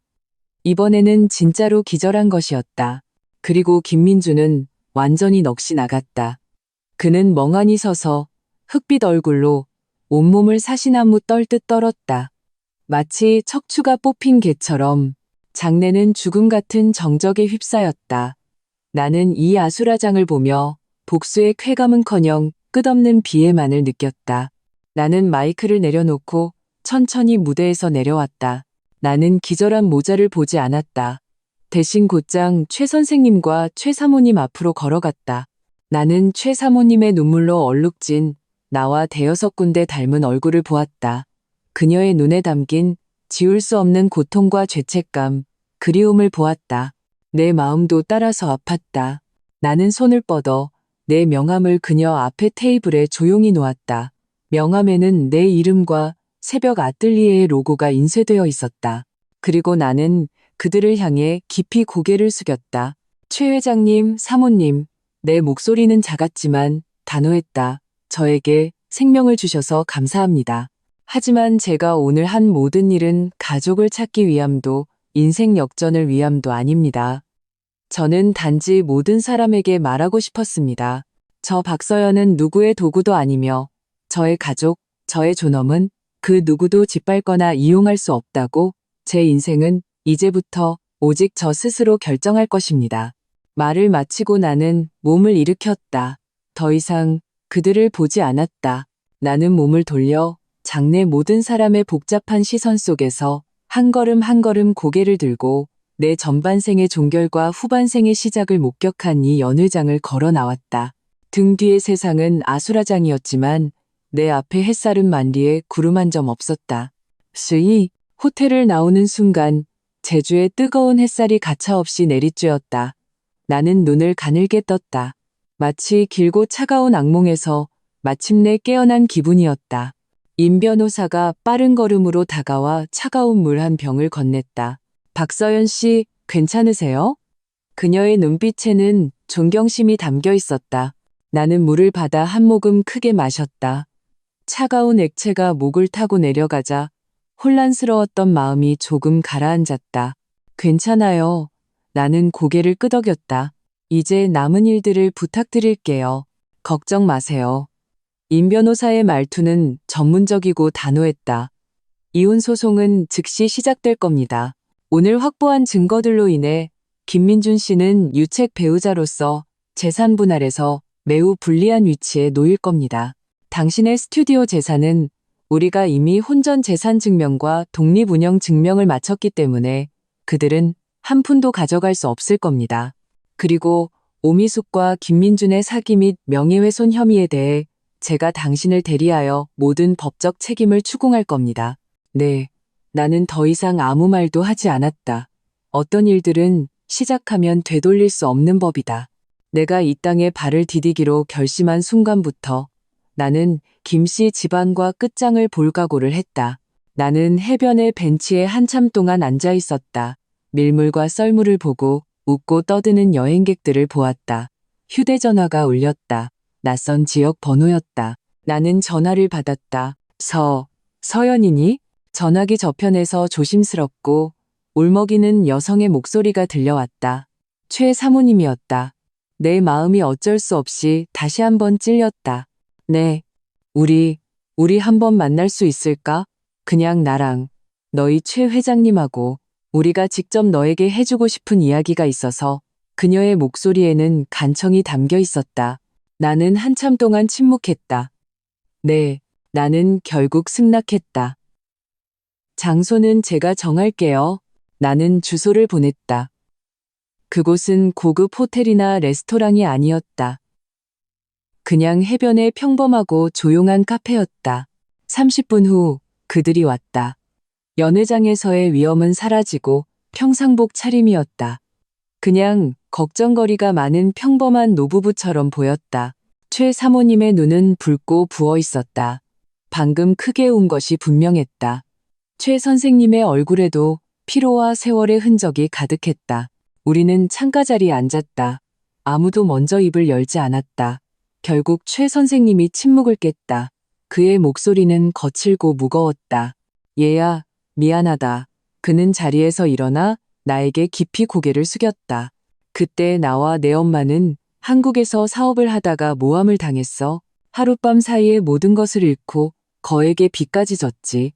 빚쟁이들이 쫓아와서 우리는 밤새 도망쳐야만 했어. 그때 넌가 태어난 지 한 달밖에 안 됐었지. 너를 데리고는 도저히 추격을 피할 수 없었어. 어쩔 수 없이 너를 병원 문 앞에 두었단다. 거기는 사람이 많으니까 분명 마음씨 좋은 사람이 널 발견해 줄 거라고 생각했어.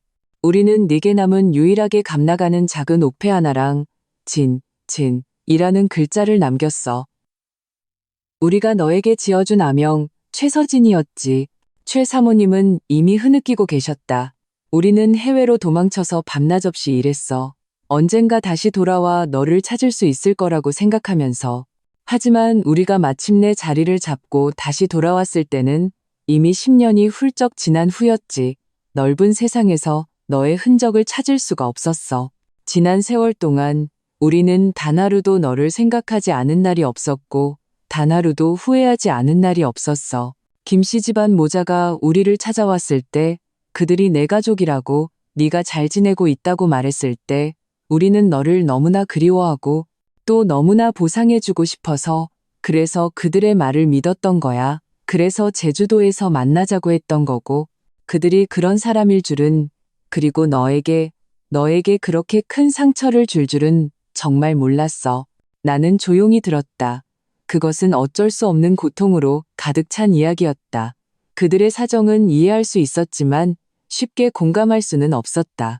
28년의 공백은 이야기 하나로 메울 수 있는 것이 아니었다. 다 지난 일이에요. 나는 나지막이 말했다. 나는 그들을 바라보았다. 눈빛은 평온하고 맑았다. 말씀드렸듯이 저에게 생명을 주신 것은 감사하게 생각해요. 하지만 마찬가지로 저의 부모님께도 감사해요. 그분들은 저에게 가정을 주셨고 모든 사랑을 주셨고 저를 키워주셨어요. 제 세상에서 부모님이라는 두 글자는 오직 그분들께만 해당돼요. 저는 성을 바꾸지도 그분들을 떠나지도 않을 거예요. 최 사모님의 눈물은 더 거세게 흘렀지만 그녀는 나를 보며 눈빛에 안도감이 깃들었다. 착한 아이구나.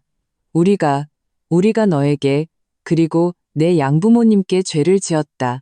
만약 정말로 죄책감을 느끼시고 저를 위해 무언가 해주고 싶으시다면 나는 잠시 말을 멈추고 내가 그들을 만나자고 한 진짜 목적을 말했다.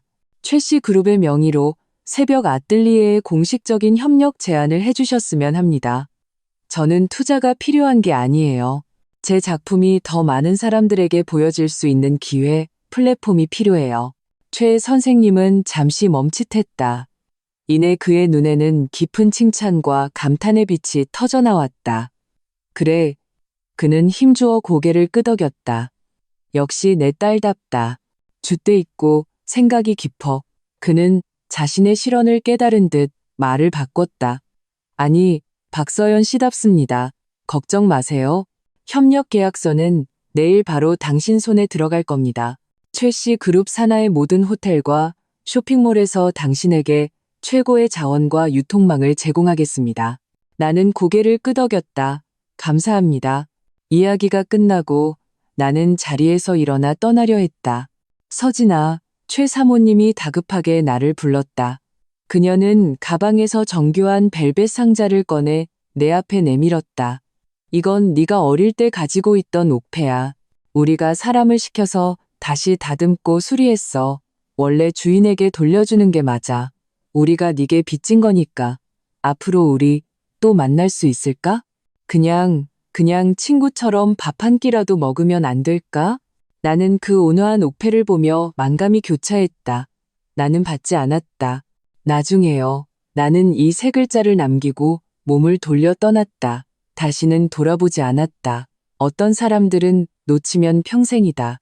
만나는 것보다 그리워하는 것이 나을 때도 있다. 세랄. 일주일 후 나는 집으로 돌아왔다. 제주의 그 폭풍 같았던 모든 일들은 임 변호사의 이메일을 통해 선명하게 내 앞에 펼쳐졌다. 김민준과 오미숙은 제주 상류 사회 전체의 웃음거리가 되었다.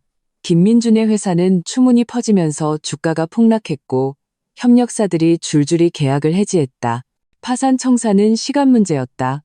오미숙은 사기 혐의로 경찰에 입건되었다. 비록 금액이 크지 않아 최종적으로 징역형을 받지는 않겠지만 이 오점은 평생 그녀를 따라다닐 것이다. 그리고 나는 그들의 이혼 서류에 내 이름을 서명했다. 김씨 집안의 재산은 한 푼도 분할받지 않았다. 이미 마이너스 자산이었기 때문이다. 나는 오직 나 자신의 것, 그리고 나 자신의 자유만을 되찾았다. 수속을 마친 날 나는 구청 앞에서 마지막으로 김민준을 보았다. 불과 일주일 만에 그는 10년은 늙어 보였다. 머리는 헝클어져 있었고 눈빛은 공허했다. 예전에 그 거짓된 자신감은 온데간데 없었다. 그는 나를 보고 입술을 달싹이며 무언가 말하려 했다. 박서연, 말할 필요 없어요. 나는 그의 말을 끊었다. 당신이 당신 엄마와 함께 내 출생 비밀을 거래 대상으로 삼기로 결정한 순간부터 우리 사이에 할 말은 없어진 거예요. 당신과 당신 어머님, 앞으로 행운을 빌어요. 나는 몸을 돌려 걸었다. 다시는 돌아보지 않았다. 그와 나의 3년간의 결혼 생활은 마치 심한 고열 같았다. 열에 시달려 정신을 잃고 나 자신을 잃어버렸다. 이제 열이 내렸으니 정신을 차릴 때도 되었다.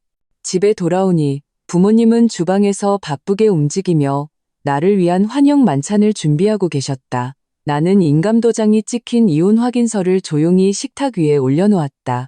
두 분이 나와서 그 작은 서류를 보고 서로를 쳐다보며 안도의 한숨을 내쉬었다. 엄마가 다가와 내 머리를 쓰다듬었다. 다 지나갔다. 이제 다시 엄마 아빠의 착한 딸이야. 아빠는 앞치마를 두른 채 국자를 들고 힘찬 목소리로 선언했다. 밥 먹자. 오늘 우리 서연이 새로운 인생을 시작하는 거 축하하는 의미에서 한잔해야지. 나는 그들을 보며 웃었다. 눈물이 저절로 흘러내렸다. 이번에는 행복의 눈물이었다. 반년 후 새벽 아뜰리에는 최씨 그룹으로부터 공식적인 협력 계약서를 받았다. 조건은 상상 이상으로 후했다. 내 스튜디오는 하룻밤 사이에 이름 없는 작은 공방에서 국제시장으로 통하는 최고의 유통망을 갖게 되었다. 주문이 눈처럼 쏟아져 들어왔고 나는 직원을 뽑고 팀을 확장하기 시작했다. 매일이 바빴다. 불행했던 사람들과 일들을 생각할 시간조차 없었다. 하지만 가끔 깊은 밤이 되면 나는 최 사모님의 눈물 어린 얼굴을 떠올리곤 했다. 추석날 나는 말레이시아에서 온 익명의 소포를 받았다. 안에는 축하 카드도 없이 정교하게 포장된 송편 한 상자만 들어있었다. 내가 어릴 때 가장 좋아했던 꿀과 깨가 듬뿍 들어간 바로 그 송편이었다. 나는 그 송편 상자를 들고 창가에 한참 서 있었다. 결국 나는 그것을 스튜디오 동료들과 나누어 먹었다. 어떤 사랑은 너무 무거워서 내가 짊어질 수도 없고 짊어지고 싶지도 않았다. 나는 그저 내 눈앞에 이 평온한 행복을 지키고 싶을 뿐이었다. 1년 후 새벽 아뜰리에의 첫 오프라인 플래그십 스토어가 시내 가장 번화한 쇼핑몰의 문을 열었다. 개업식 날 부모님은 내가 사들인 새 옷을 입고 가슴에 귀빈 명찰을 달고 감격에 겨워 얼굴이 붉어졌다. 가게 안을 바쁘게 오가며 모든 손님에게 자랑스럽게 소개했다. 이거 우리 딸이 연 가게예요. 나의 변호사, 나의 친구들, 나의 직원들이 모두 왔다. 현장은 매우 활기찼다. 테이프 커팅식이 끝나고 나는 혼자 가게 문 앞에 서서 끊임없이 오가는 사람들을 바라보았다. 햇살은 좋았고 바람은 부드러웠다. 내 휴대전화가 울렸다. 친구가 보낸 카카오톡 메시지였다. 서연아, 뉴스 봐. 네 전남편 그 악덕회사 사장이 내 언녀랑 돈 들고 튀었대. 지금 전국에 수배령 떨어졌어. 나는 링크를 눌러 김민준의 초췌하고 공공한 얼굴을 보았다. 그 아래에는 또 다른 가십 기사가 있었다. 오미숙이 충격을 이기지 못하고 중풍으로 쓰러져 지금은 침대에 누워 거동도 못한다는 내용이었다. 나는 그 뉴스를 보며 마음에 아무런 동요도 없었다. 인과응보, 그뿐이었다. 나는 휴대전화를 끄고 고개를 들어 멀리 아빠가 휴대전화를 들고 몰래 나를 찍고 있는 것을 보았다. 엄마는 그 옆에 서서 나를 향해 큰 하트를 만들어 보였다. 나는 웃었다. 진심으로 웃었다. 결국 낙타의 등을 부러뜨리는 것은 마지막 지푸라기가 아니었다. 그것은 마침내 당신이 더 이상 도살당하는 낙타가 되지 않기로 결심하는 순간이었다. 돌아서면 낭떠러지가 아니라 더 넓은 하늘이 펼쳐져 있었다.